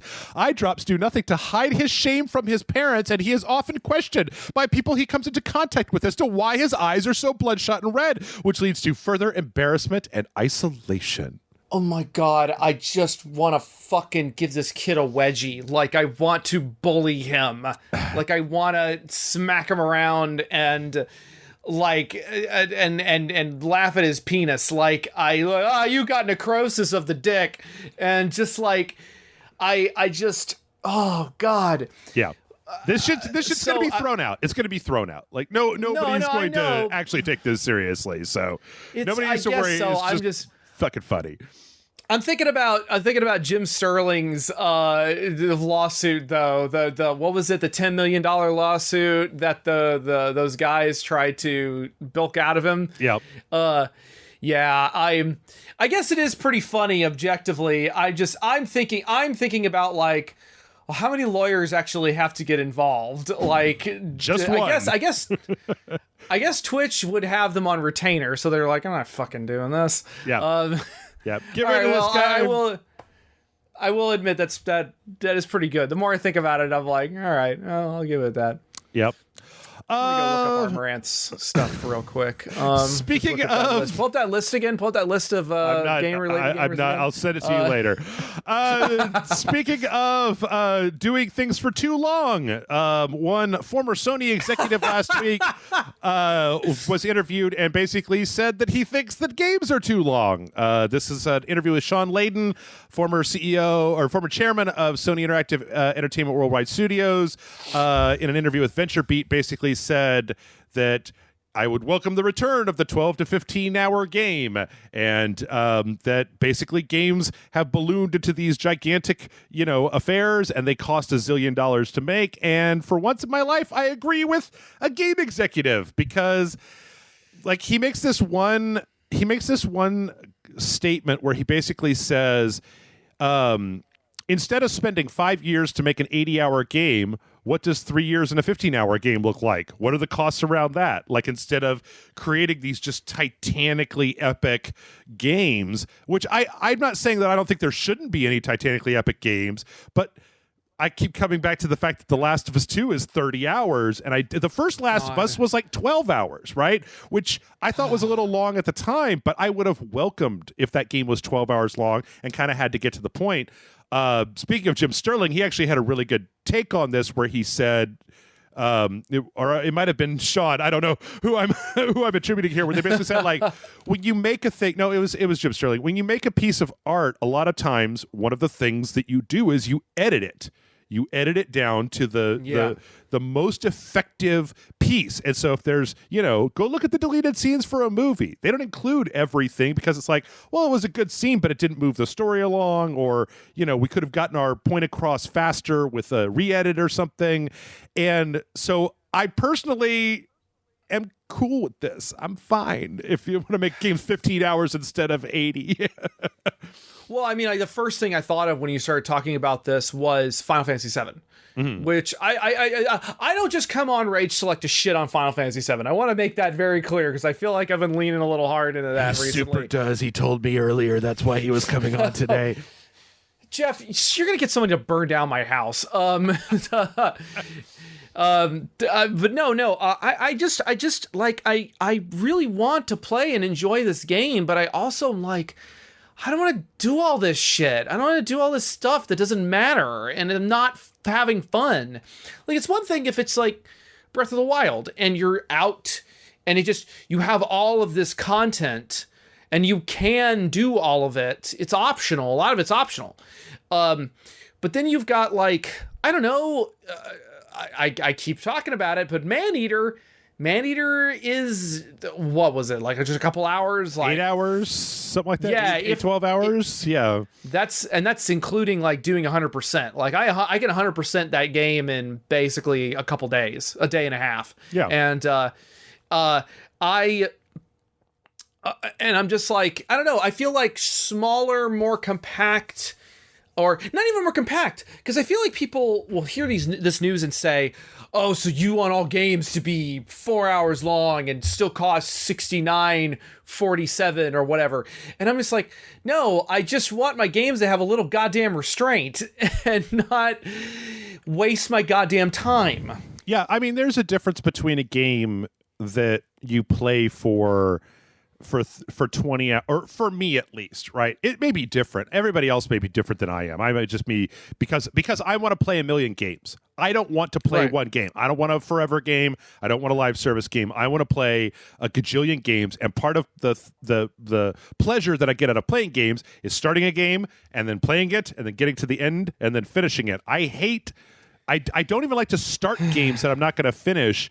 It used to be that I finished just about every game that I played, which nowadays has become impossible because so many of them are so freaking long. I mean, 8 hours, right? Like, if a game is 8 hours long on my Saturday afternoon, I could wake up and play a game from noon until 8 p.m. and still have time to go out. I mean, not right now, obviously, but still have time to do other stuff. Whereas if a game is, 30 hours long, you're talking about 3 10-hour gaming sessions, which that's like what, your entire weekend and 2 or 3 days of the week, like devoted to just one game. And so to me, that also really raises the stakes as far as storytelling goes, because you better goddamn well have a good ending to your story if you're going to force me to play your game for, or Final Fantasy, where something is like 40 hours and you're just like, shit, where am I going to find the 40 hours to play this game? 5 hours a day for 8 days? Like, what the shit? Yeah, dude. Yeah. And I mean, like, Morgan just started replaying Dragon Age Inquisition, and I was just checking in on her, and it's like, hey, have you gotten to this big story beat yet? And when you kind of transfer everything over to Skyhold, and she's like, oh no, I'm still like 2 levels too low, my ideal range for that. And I'm like, oh, how much longer are you gonna have before that? And she's like, probably another 5 to 6 hours. And I'm just like, for 2 levels? I mean, that's what everybody was complaining about when Inquisition first came out, because it was like, holy shit, everybody thought that the hinterlands was all there was because it was so big. Right. People were like, the developers had to tell people to leave that area. The developers literally had to come out and be like, please do not max out the hinterlands. Leave them. You need to continue the story and then come back if you feel like it, instead of trying to clean everything up. So I don't know. I just want to say, like, I'm not in favor of no games being long, but from my perspective, it seems more like all games are long, not not that like only the best games are super long. To me, it seems like every game has gotten longer, and if a game is less than say 10 hours, the people are just like, that's not even worth $60. Like, fuck that, that's not even worth $60. It's too short. So I don't know. Speaking of games that are not too short, I don't know, it may be too short. We got another, we got a brief developer interview with the devs over at Insomniac about Ratchet and Clank Rift Apart. I wanted to bring this up for one reason, and that is that they confirmed in this interview, it's actually a little 3-minute video that anybody can watch online, that all of the world-shifting mechanics are actually being facilitated by the PlayStation 5's super hot SSD. So they are, when they go through these portals that go to the different worlds, they are essentially hot-loading those worlds in as the character goes into them on the fly. Now, when I watched this, I thought, well, there's ways that you could cheat this in other games, right? There are ways that you could kind of emulate what's going on here, but this is also the reason why that PlayStation hard drive has the potential for so much interesting development, is because you can literally load between World X, World Y, World Z, just like super fast on the fly. And I wanted to know when I was watching it whether that was the case or whether this was just some trickery. And they basically said, no, they are using this super fast load times in order to be able to jump between the different worlds, which is pretty cool. That, you see, I was looking at this trailer, which looks great. Like, this looks like a lot of fun. I haven't played really any Ratchet and Clank games, but this one right here, I'm just like, ooh, look at it, that's so pretty, and look at all that, and all these different worlds and stuff. I didn't realize that was a feature of the game. I thought it was just going to be like, oh, you go to this world, and now you go to this world, and now you go to this world. But this is going to be like an actual feature of the game where you like go through a portal and you're immediately in another universe. Yeah. In fact, there's parts of the gameplay, this was a part of the PS5 presentation, but there are parts of the gameplay where they literally show Ratchet like kind of tether into one of these portals and then like zip to another part of the level that kind of gets like hot loaded really quickly.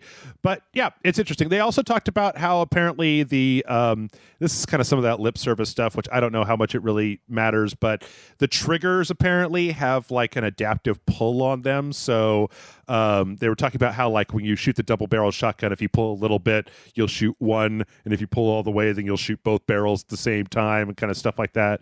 In any case, I'm still gonna go Ratchet and Clank a Rift Apart it's so up on my top of my list because I love Ratchet and Clank, and we only got one this generation, and I think that sucks a bunch of assholes. Even if we did get the best Spider-Man game because of it, I still want Ratchet Clank, man. I love Ratchet and Clank. I gotta tell you, that new that lady Lombax or whatever they're called, she's real cute. And I really want to know what she's got going on because that seems really fun. Anyway, yeah, no, I'm excited for us to. I want to play this on the dojo. I think it'll be fun. Yep, I've actually been thinking about trying to go back and play some of the older ones because they were all so good, and there were like 5 or 6 Ratchet and Clank games on the PS3. So I'm seeing the tether thing now that you were talking about because that was something I had not seen. I just saw the trailer. I hadn't seen the footage, and that looks really cool. That looks like a really interesting little mechanic. Yeah, kind of pulling the level around. So let's see. From there, in other Sony news, we got this is a thing that had kind of been a secret for a while, but now it's out in the open. Apparently, Sony is now paying out bounties for bugs, just for the sake of transparency. Microsoft and Nintendo, I believe, already do this, and I believe it happens with Sony as well, but they just had never like specifically said out loud, yes, this is happening. Apparently, the bounty program pays anywhere from $100 to $3,000 for reporting issues with the PlayStation Network, and from $500 to $50,000 for problems with the PS4 itself. The bigger the flaw, the higher the bounty.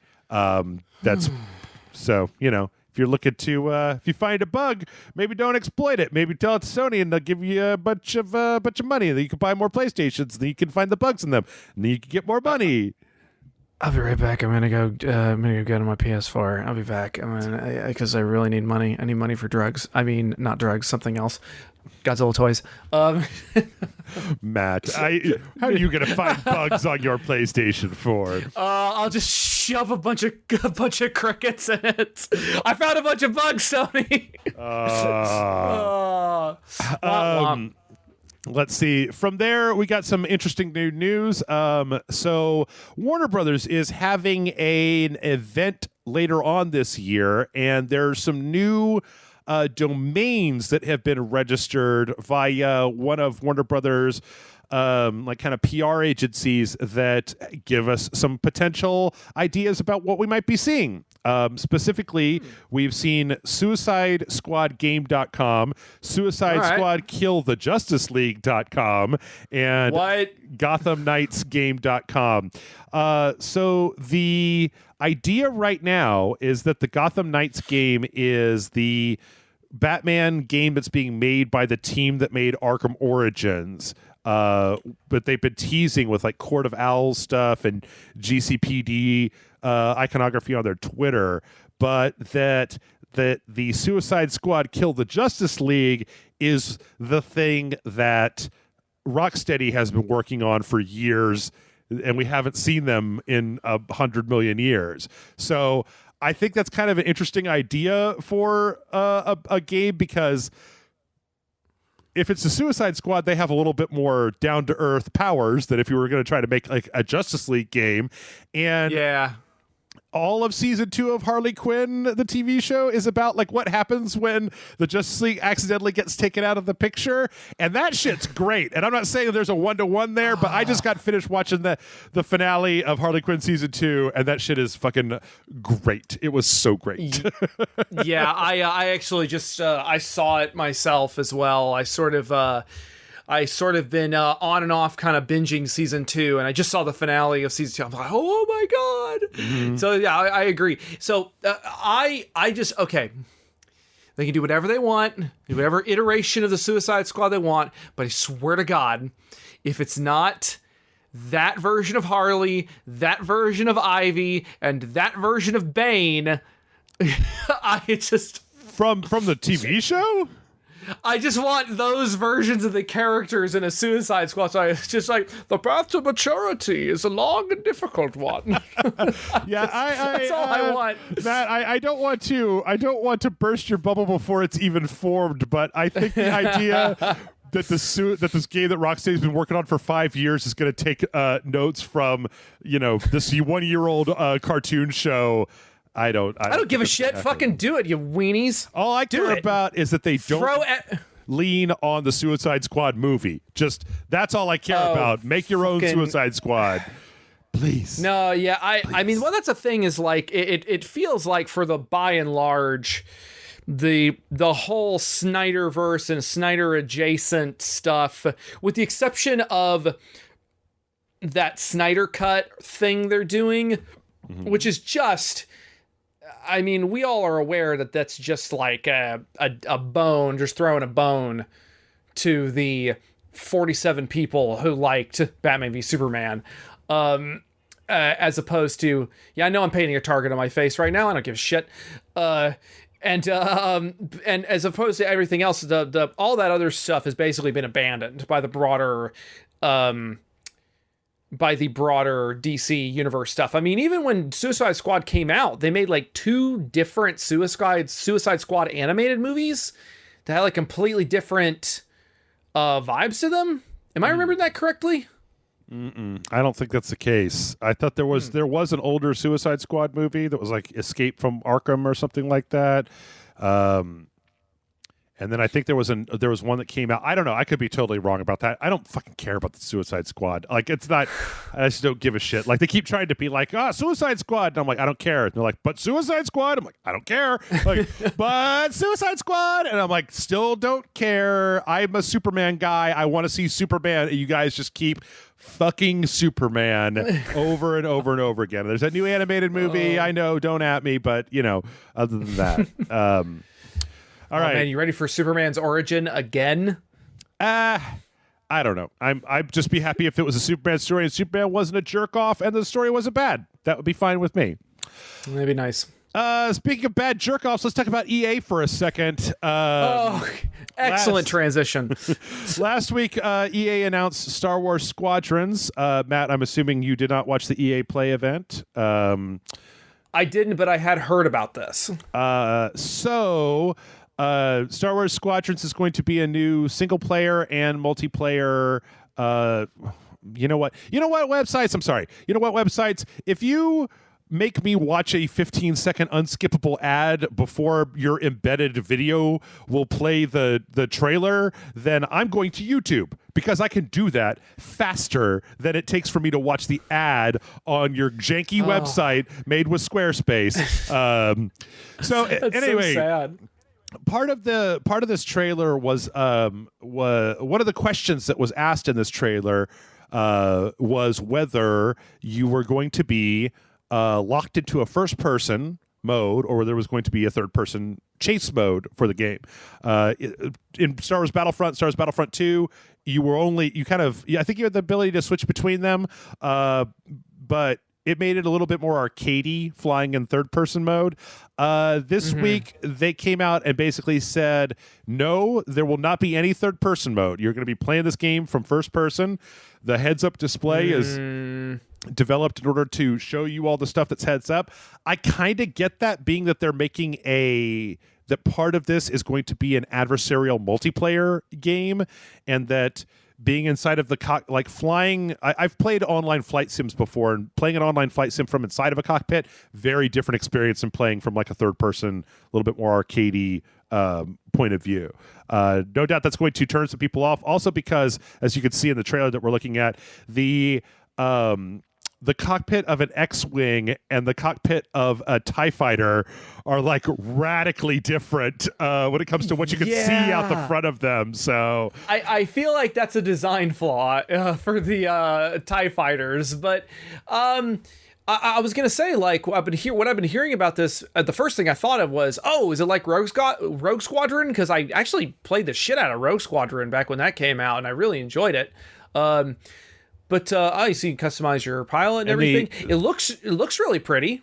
The answer to that is no. Very specifically, the guy that was running the presentation at the beginning talked about how, like, this is going to be more like X-Wing or TIE Fighter, where you have like power distribution and it's going to be less arcadey than Rogue Squadron, more like a kind of like closer to a hardcore flight sim than the more arcadey version of that we've seen, which I'm happy about, because I like that better, but I do realize that it's going to turn more people off, because that's harder to play, or at least I think it's harder to play when you're trapped in a first person and you're trying to keep situational awareness and have to rely on like a dumb radar that looks like this to show you if there's a guy behind you. It looks like radar from the 1970s.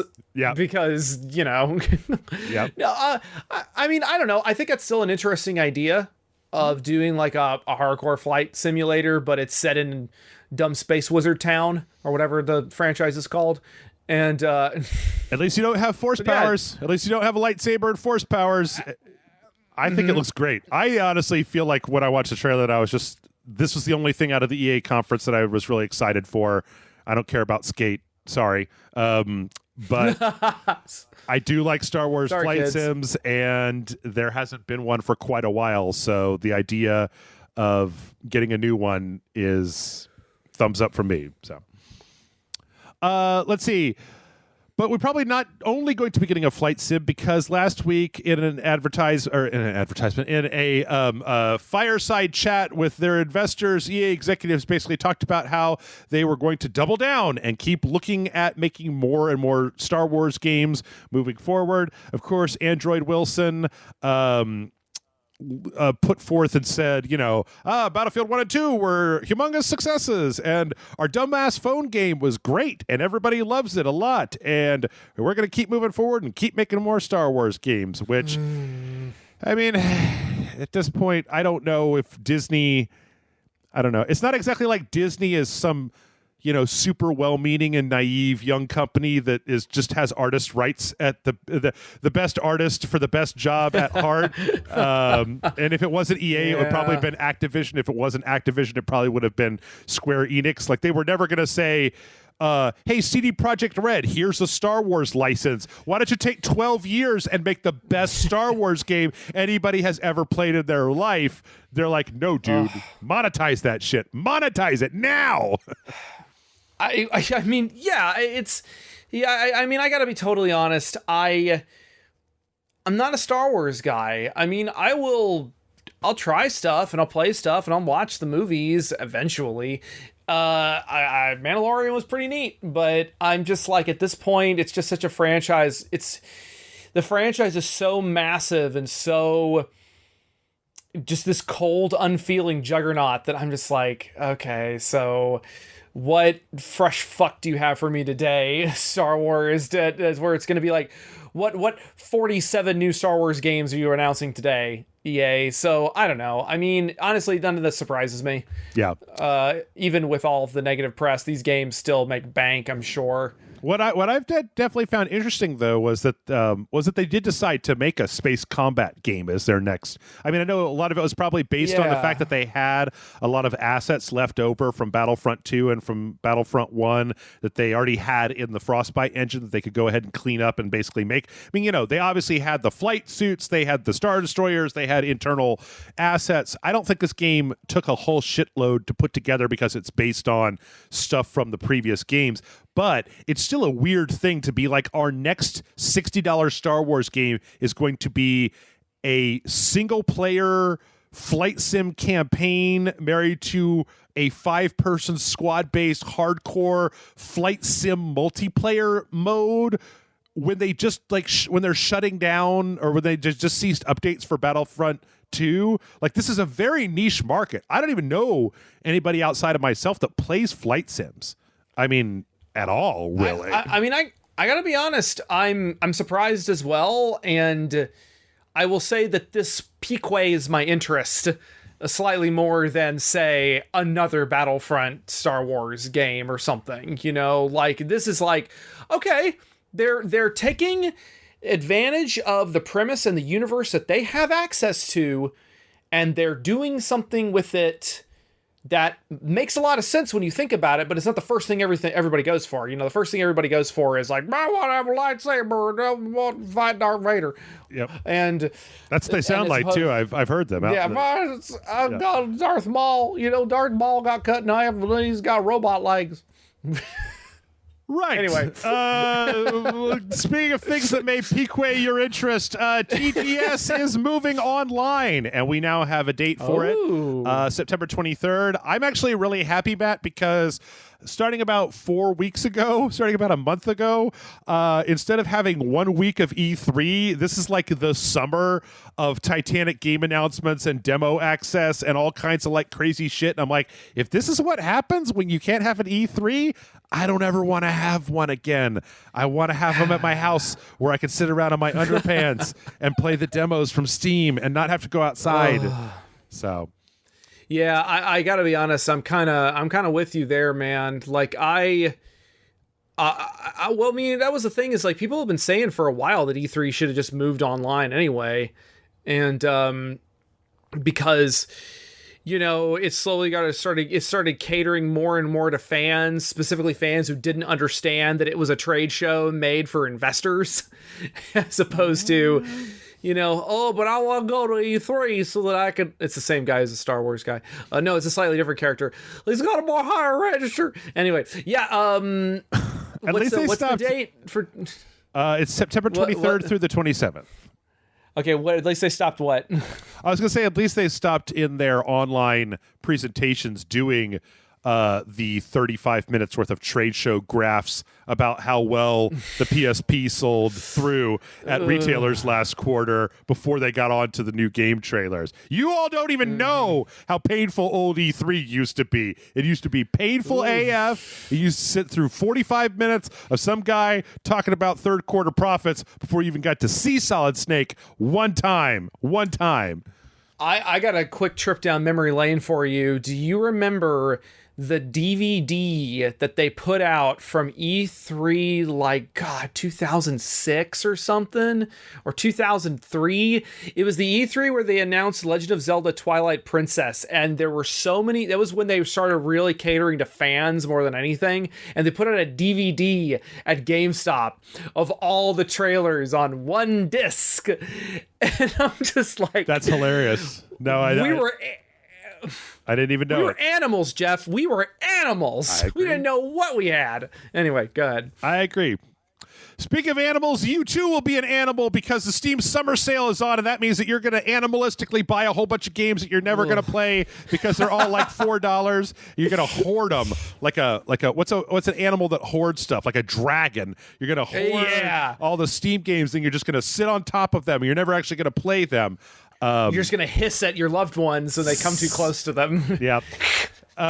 In any case, the Steam Summer Sale is on as of right now, and this one also comes with, they finally integrated a thing Steam's been working on for a while, a points shop. So when you do, when you make purchases on Steam now, you'll get points, and you can redeem those points for dumb things like animated stickers, chat effects, background profiles, avatars, and more. You know, kind of like the crap that you get at pinballs when you get enough tickets from the skee ball machine, and you're just like, give me the little goblin that fits on the end of my finger that costs 1 cent, and I spent $12 trying to get enough tickets to buy something. Also, a really stale candy necklace that I could chew on for the rest of the night. What's that old Simpsons gag where Bart and Lisa went to they went to the arcade, and they're like, what'd you get? Mustache clone. What'd you get? Fake mustache? Want to comb it? I'm like, yeah, that's what it is. Yep. Oh. So, but if you're looking for deals, the Steam Summer Sale is on, and that's always a good time to get some deals.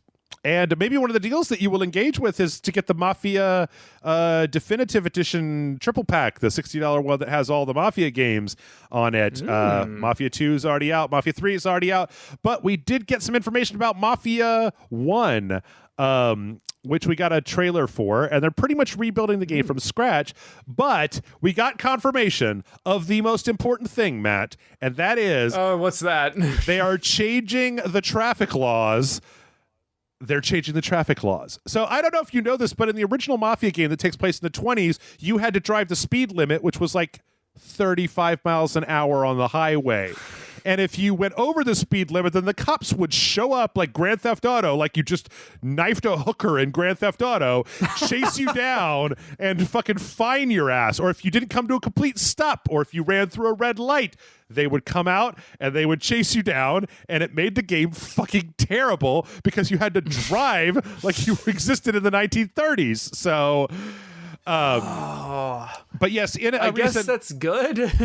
Yeah, in a recent interview, they basically said that they're going to allow you that you can turn that on, but that they are going to be making things a little bit more. They're going to be at least having settings so that you can give yourself some leeway, because it's not fun when you have to play an open world game and yet obey all traffic laws.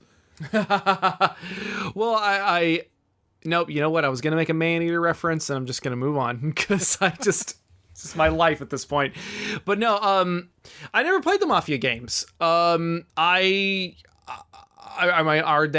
good? Like, are they well received? I don't know. Mafia 1, I stopped playing because of the aforementioned speed limit, dumb red light bullshit. Okay. Yeah. Mafia 2, I never got around to playing, and it also has an extremely long, like, a slow introductory period. But the people that have played Mafia 2 really, really, really, really, really like Mafia 2 and won't shut the fuck up about how much they love Mafia 2. Mafia 3, I felt was okay. It had an interesting premise. It had some places where it was like, but I did enjoy my time with it. So overall, they seem to be enjoyable, and the fact that you can get all three of them for $60 right now is a pretty good deal. So that's pretty good. That's pretty good. You know, can't fault. This is one of the things that, again, I've been saying. Like, I know you and I have been talking about like remakes and definitive editions or whatever. I don't know. I think it's kind of nice that stuff kind of gets put out, and it's like, oh my god, it's all 3 BioShock games. I can fucking buy them for $20 on sale, or not even $20. I think I bought all 3. The PlayStation Network had a sale recently, and I think I bought all 3 HD BioShock BioShock games. I think it was like $10. It was like, Jesus Christ. Yep. Yeah. That's nice. That's nice. Good for Mafia fans. Well, speaking of things that you might be able to buy for $10, but probably not, we got a trailer for Rogue Legacy 2.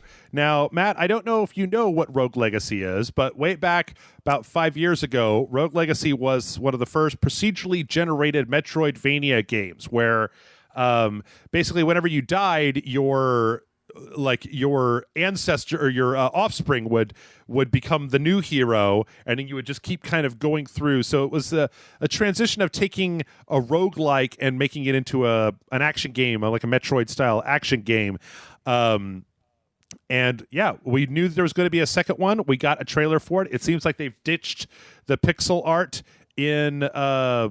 for just a kind of cleaner looking art style in general.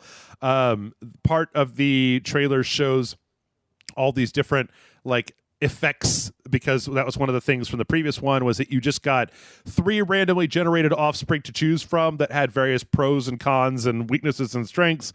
And this looks like very, very much like more of the same. It'll be interesting though to see how good it is, because since Rogue Legacy, things like Dead Cells and some other games have really upped the ante for how good a procedurally generated Metroidvania style game can be. But we both got this trailer both has it says the game is coming to early access, and it gave us a release date, and that date is July 23rd. So shit, end of next month. No. Yeah. No, I actually did play this. I played it over at a friend's place, I think in Dallas or something. And I remember being thinking, oh, that's actually really cool, because it reminded me the whole family lineage thing reminded me of God, there was some kind of crappy like a PlayStation game or something I played back in college, and it was like a Japanese game with dragon hunters and stuff. And anyway, it was like that, except, and your character would eventually die, or they would get married, which is, the game is like the same. It's the same thing, basically. And you pick up with your next generation, your next kin. I like the hyperflatulence. Of course, I'm going to go with that. And I will not be taking any other abilities. Thank you very much. Okay. Only the thoughts. Only the thoughts. One of these days, we're gonna be in the middle of a session, and I'm just gonna stand up, and it's gonna be right in the microphone, and you will not be allowed to cut it out. All right, yeah, challenge accepted. We'll see what happens. Let's see. If you'd like your Castlevania to be slightly less procedurally generated, we also got the announcement and the release date of Bloodstained Curse of the Moon 2. For those who don't know or don't remember, Curse of the Moon was the Castlevania style pixel-based prequel spin-off of Bloodstained, Ritual of the Night, Ritual of the Moon, Ritual of the something, Bloodstained of the something, Ritual of the Night, Ritual of the shit. Now I'm wondering. And it was great. I played it all the way to the end. It was difficult, but not too difficult. It kind of had this cool character switching thing. Ritual of the Night is Bloodstained. But this one also has a giant train man as one of the characters that you're able to play. And he's got a bunch of train powers, or train lady, I don't know. The first one of these kind of came out of nowhere, and it was great, and I loved it. So I can't wait to play this, because the previous one was tuned so well from a difficulty perspective and from a story perspective, and it was just one of my favorite little gems that came out. And this one looks like more of the same, and it looks great. Again, this is one of those things where they probably just built a lot on what they already had from the first game, but the character models look great. The game, I like the kind of throwback 16, 8-bit style that they've got going on here. I love it. I love it. Can't wait for it. And it should be coming out. Did they announce a release date? No release date, but it said coming soon. So I have a feeling it's probably going to be at some point this year, which is great. Interesting. No, I'm. This looks really fun. I really need to go back and like finish playing Bloodstained, like the actual Bloodstained. That looks really cool. I don't have a whole lot to say other than that. That looks like fun. I kind of really want to play that now. I really like. I like the lady with the scythe thing with the pole. I think she's the. I think. If I'm not mistaken, I mean Zangetsu is definitely in Bloodstained. Like he's kind of the Richter of Bloodstained. But then I think that she's the one that's the shopkeeper. That Daniela or Dominique. Dominique. I think that she might be the one that's like the shopkeeper later on, but I don't know. In any case, we are now firmly in trailer territory. So next up on the trailer parade, Smite is doing something very strange.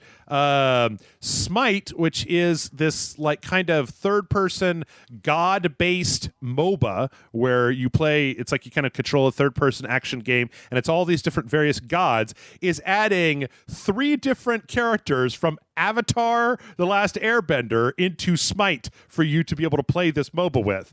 Aang, Zuko, and Korra are all going to be playable characters in Smite with different skins and different powers. And it's kind of cool, except that I don't want to play Smite. Like, I would like to play an Avatar game, but not this one, not a MOBA. I was about to say, like Smite is like, I remember hearing about it, and it's all this like, but like you said, it's a MOBA, and it's not really on my radar. But that, now I'm kind of upset that it's not just an Avatar game. I would. Wasn't there that Legend of Korra game by Platinum from a couple years back? Yep. I heard that was not bad. Like it was at least okay. I heard it was not good, but then that might be just from people who were expecting more from a Platinum game. I don't know. This shit's been happening a lot recently. Like I feel that they added like last year or something. They added the Adventure Time. The Finn and Jake from Adventure Time to Brawlhalla, which is like that weird Smash Brothers game. Stuff like that happens all the time. So, especially nowadays. Actually, you just reminded me real quick. One thing I was going to say when we were talking about Cyberpunk is, man, there is really an opportunity to offer extra DLC for Motoko Kusanagi to show up with her Tachikomas, and there's a whole Ghost of the Shell mission, and why can't we have that? Anyway, go ahead. Money. Yeah. We also got basically the trailer and an update for this is very strange, Matt, but they're still doing updates to Minecraft. Okay. Part of Minecraft, if you've never done it before, is you create a portal to this realm called the Nether, where you basically create an obsidian arch, and then you put flint and steel in it, creates a big portal, you go into the Nether. Previously, the Nether was this kind of funky underworld that had some stuff in it, but wasn't exactly like super detailed. But they've done a whole update. They've added in these new kind of pigmen characters that you could trade with. They've added in like this new type of netherite that you can mine that'll make equipment that is actually harder than the diamond equipment in the game. So it's really interesting. They've done a lot of work to it. I haven't actually gotten a chance to take a look at it yet. I do know that they built a big nether portal on the Rage Select Minecraft server, so maybe. But it looks pretty cool. Yeah. The trailer is really cool. Do they ever update the graphics? Does it look like this now, or? Because this looks like, this all looks pre-rendered. This all looks like pre-rendered stuff. Yeah, it still looks like Minecraft. I mean, it doesn't look like... well, that's not true. There are a few places, I think on the PC, they have a beta where you can turn on ray tracing in Minecraft if you have a video card that supports ray tracing. It's gotten a little bit better looking than it used to be, a little bit better lighting than it used to be. But yeah, I'm just happy that Minecraft is still getting updates. The last one was the whole underwater biome, I think. There was maybe like one that came after that, and then they're doing this netherite thing. So, all right. Well, hey, that looks cool. My primary exposure to Minecraft has been when you and I played the Minecraft adventure game, and watching you and Jason play it 9 years ago. Okay, well, you can now watch Grant and I play it a little bit too. Oh yeah, there you go. Fun times. We also got a trailer last week. Actually, there was a whole conference that I didn't really engage with very much that happened last week. That was like a Japanese kind of indie conference. I did not have a chance to go through it before we started recording, but there was a few things in there. I think this is one of the announcements from there. Samurai Showdown is getting a new DLC character, and the DLC character that they're getting is really, really, really, really strange because it is literally the big knight guy from For Honor. So the Jeff, the warden from For Honor is in Samurai Showdown now. I thought it was going to be something cool. Like it was going to be Samanosuke from Onimusha or, something else. Oh, man. Well, doesn't For Honor have like some crazy huge fan base or like has like a really dedicated fan base? Yes, and also I feel like Ubisoft is really aggressive at doing crossovers and cross-pollination with other content and stuff like that. So this isn't entirely surprising. I more just put this in the news stories to get a rise out of you, Matt, because I feel like of all the characters that you could put into Samurai Showdown, the knight dude from For Honor, the faceless knight dude, what is in For Honor, is like the last person I would put in there. I'd put in Geralt, I'd put in Mega Man, I'd put in fucking Isabella from Animal Crossing before I would put in this guy from For Honor. I'm looking at my shelf and I'm looking at characters that could be put in for. Just go to the next news item. I don't give a shit anymore. The next trailer we got a full 5 minutes of Surgeon Simulator 2. Oh no! I don't know if you actually got a chance to watch this, Matt, but this was a pretty big explainer about how Surgeon Simulator 2 is going to differ from Surgeon Simulator 1. No, I unfortunately had not had a chance to watch the whole thing, but it looks hilarious. Yeah, so the big thing that is happening in this game is 4-player multiplayer co-op, and everybody in the game runs around with their hand outstretched in front of them because the hand is the primary way that you do stuff in Surgeon Simulator. You're going to be kind of working together to do various surgeries, but then the biggest thing seems to be that the area that you're in is going to be this huge medical center that you can explore. There's going to be different styles of things to do. It actually seems a lot easier than the original Surgeon Simulator. Like I've seen parts where if somebody holds the patient, you could literally just rip an infected leg off of them. There's one part in the trailer where they've taken off all of the limbs, like all the arms and legs and the head, and they just have a torso, and then they just put heads on each one of the places.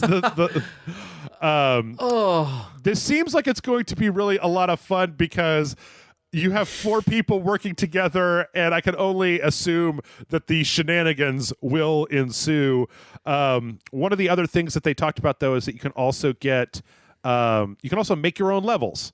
They're actually including the full, basically, level creation system that they're using to make the game in order for you to make your own levels and share them online. This all seems like a great idea, and I kind of love it, and I kind of want to play this immediately, Matt. This looks like it will destroy friendships, and we need to be here for this. Actually, Morgan's actually been hankering to do another, like a date night or do another Rage Select thing. God damn it! If this would be a lot of fun if we could all play this. Yeah, it's coming into Steam Early Access at some point this year. I see all the heads on the torso. That's pretty good. Yeah, it's coming into Steam Early Access at some point. There's going to be some beta, or there's going to be beta. No, Epic Epic Game Store. It's going to be on the Epic Game Store. And it is going to be coming into some form of beta access if you pre-order it. There's also a bunch of like cosmetic stuff that's going to be in there to change your characters around. And it just looks like a fucking stupidly good time. There's a whole thing at the end where they showed them making a bowling alley and like a temple and like a spaceship and like all kinds of stuff, just using the modular system that you can use to build stuff in the game. And it's kind of great. Like, this is one of those things where if a company gives you enough leeway like this to make whatever you want to, I feel like you get these things where people make insanity. Like, they just create complete and total insanity. So I'm ready, man. That looks like fun. Yep. Let's save a life. All right, let's wrap this thing up pretty quick. We got I'm not gonna make you watch this, Matt. We got a trailer and a release date for Trails of Cold Steel 4. I don't know if you and I were the ones or if it was somebody else. I think you and I played one of the Trails of Cold Steel games, but like, it's so funny because the Trails of Cold Steel games have been around since the PS3 era. They literally started with your character going to like Anime War College, and then in the second one you become an instructor at Anime War College, and then you're training the next generation. And in this one, it's like the main character is super evil, and all of his old students have come to beat him up until he gets his mind back. And I just have to say that, like, this is the fourth, like, what, 60-hour Trails RPG, and they just keep putting them out, and I'm like, good for you. I mean, good for fucking you. Like, I forget who this is, NIS or Atlas or whoever it is. Yeah. So interesting. I just feel like Anime War College really needs to be a franchise. Let's get that Kickstarter going. Yeah. And then we also got a release date, October 27th, coming to the PS4. Oh. So all right, then there you go. Let's see. We also got some truly iconic footage, Matt. Oh no. We finally got to see No More Heroes 3. We finally got straight up footage of No More Heroes 3 at the New Game Plus Expo 2020 show with Suda51, and he was there, and he went to show No More Heroes 3, and I won't string this along that much longer. He basically put a green screen of himself over the footage and talked about how he's like is enjoying staying home and playing a lot of games right now, and you can see a little bit behind him, but you can't really see what the character is doing because he's just talking about spending time with his friends. At one point, he reaches out of the frame and grabs a bunch of games. He's like, these are all the games that I'm going to play this summer now that I have to stay inside.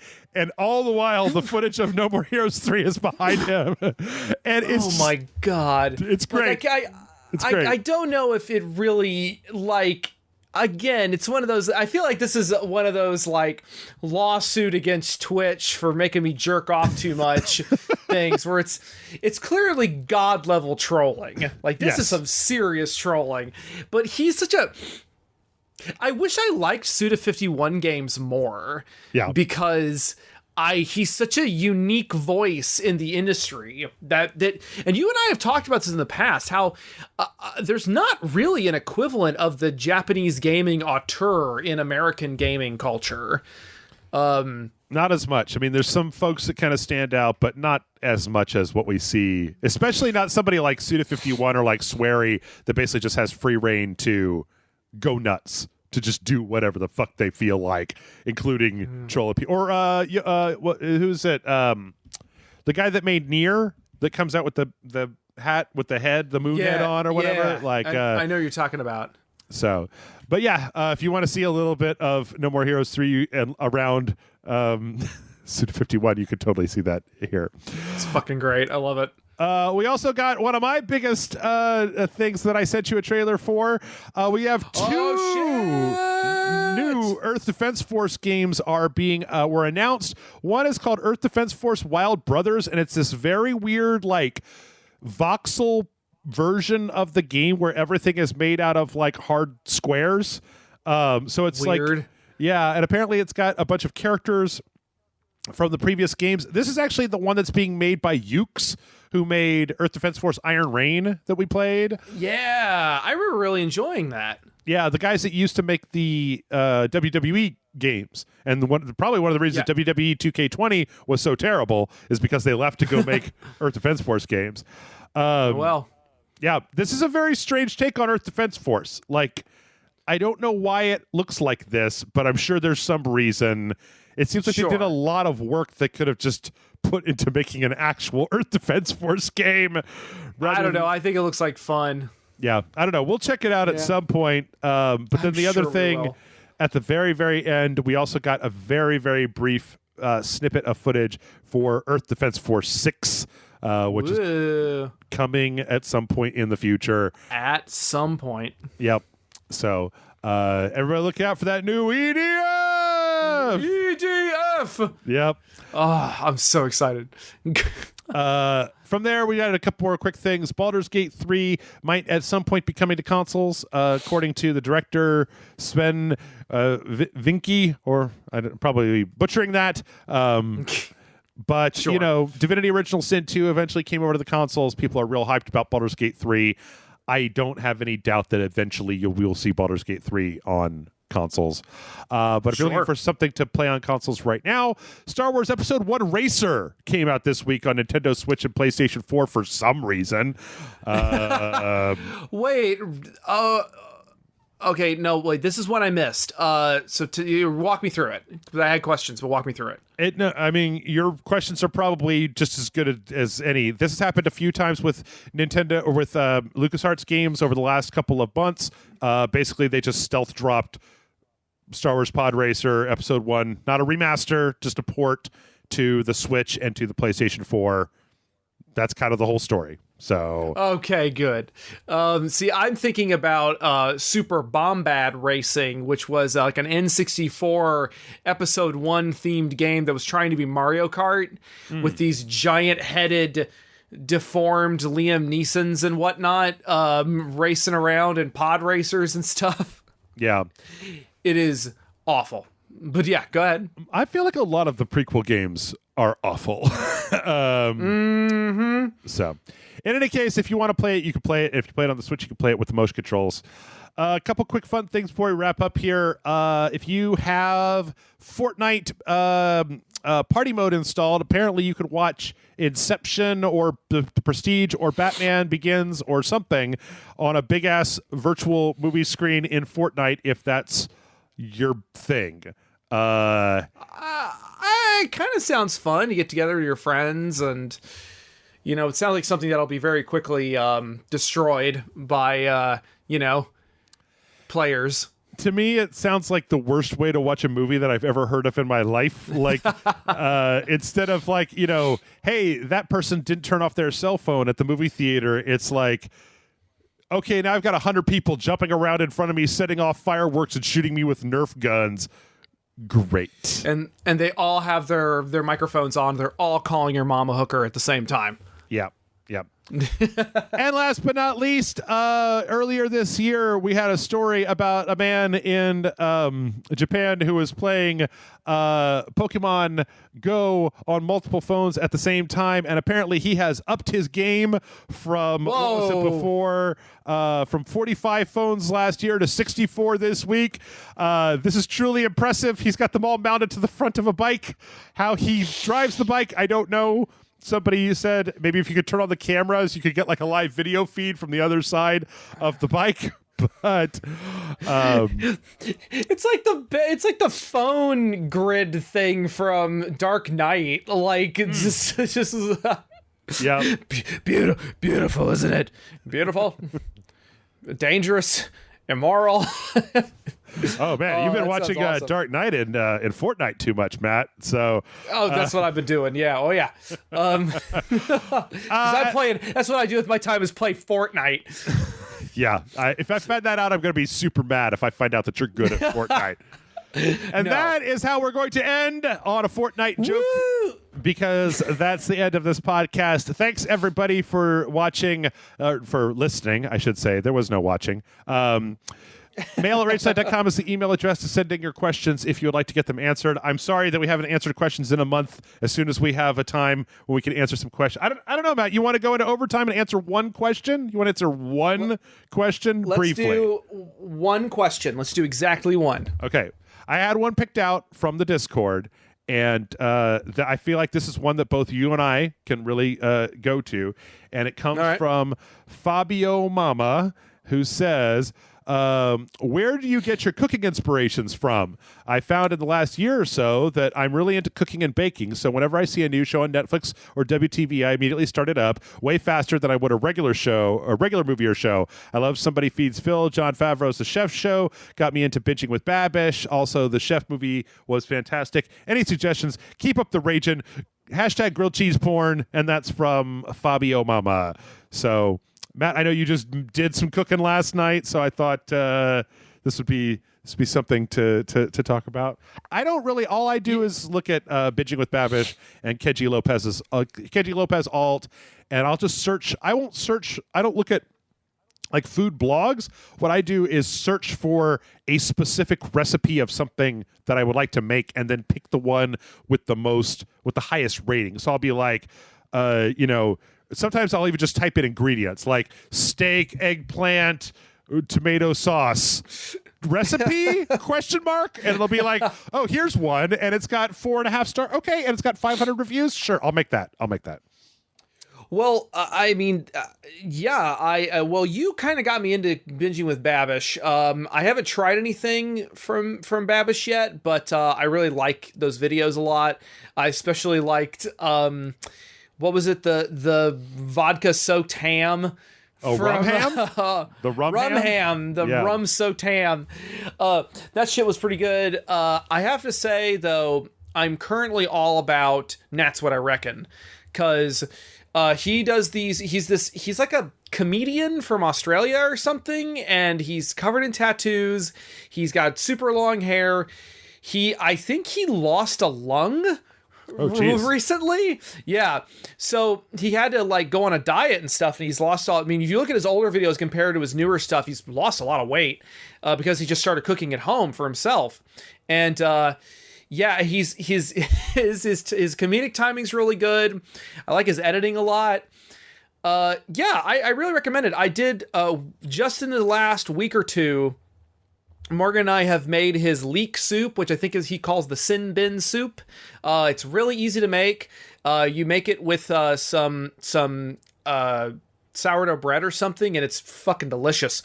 I made bolognese the other night, which is essentially spaghetti with meat sauce, and I actually found that it tastes a little bit better with ramen noodles than it does with the wheat pasta that I first had it with. Next on my list is, man, he's got a recipe for mac and cheese that I need inside of me. I'll have to take a look if it's have you watched Babish's Basics series where he does a whole mac and cheese? He actually has 3 different mac and cheese that go from like easy to very difficult. The difference between making like the Kenji Lopez alt method or making an honest to God bechamel and then, baking the whole thing in the oven with the crusty top and all that shit. Yeah.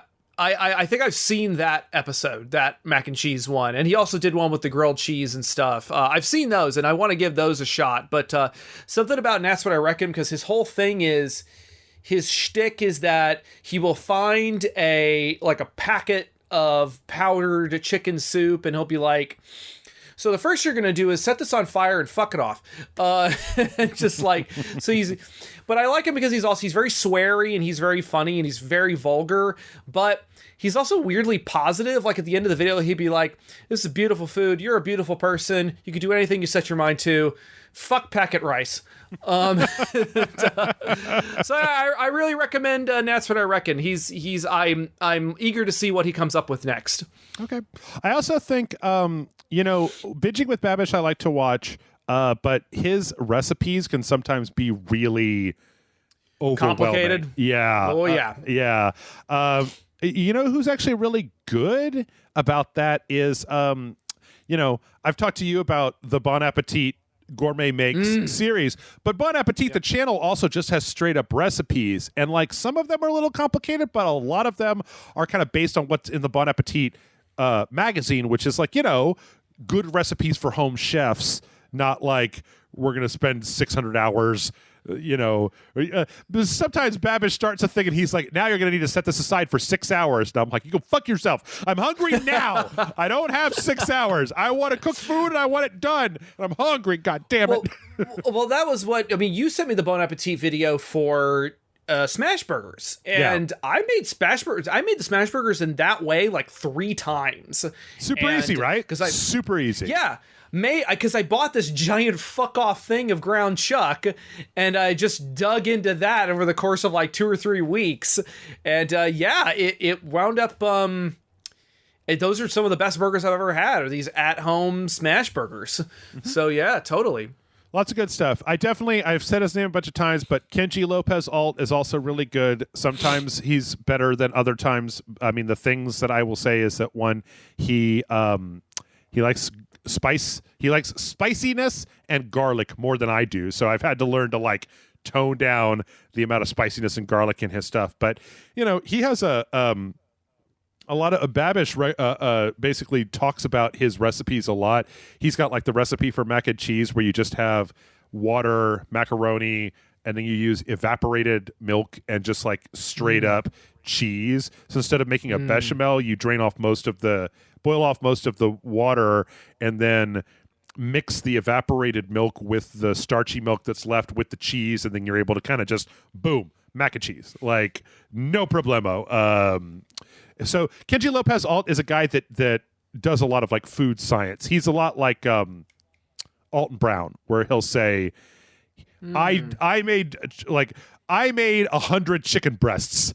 I made 20 chicken breasts at this temperature, and then these are the times, and these are the times, and like this is the way to cook a chicken breast. This is the amount of time to cook a chicken breast, type of thing. So you actually, just real quick, you reminded me. I actually made Alton Brown's Rice Krispies treats the other day. I actually toasted the Rice Krispie treats in a big wok and put the salt in them and just a slab of the Irish butter, and fucking delicious. It tasted like sweet popcorn. Like it tasted like kettle corn, basically. It was really good. Okay. So I highly recommend that too. Yeah, Alton's still good. There's a reason that guy's been around for so long. And with that, we're going to go ahead and wrap it up. Matt, tell the people where they can find you on the internet if they don't already know. Well, you guys can find me over at mattfrankart.net. I've also got a Twitch stream, which is Mattzilla85. I did one fairly recently, but I kind of got locked down with other shit, so it probably... Kaiju Con Line is going to be July 11th and 12th. We're basically doing an online version of G-Fest, so it's going to be just a bunch of people streaming and selling kaiju stuff, and it's going to be all kaiju all the time. There's something else that's going to be happening on July 10th that I can't talk about yet. Last thing is, episode 2 of Ultraman Z just premiered on YouTube as well.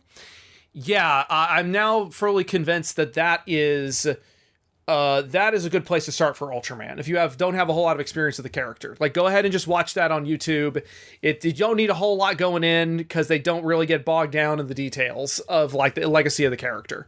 So just fucking watch that. It's so fucking funny. It's really good. Okay. And as always, mail@rageselect.com is the email address. Send in your emails, and if we ever run out of news, if we ever get to a week, we will read them. Thanks, Matt, so much for doing this. It's been a couple of days worth of work, but this has been a big-ass podcast full of big-ass stuff, and I'm super glad you're here. Everybody have yourselves a great weekend. We'll see you next time.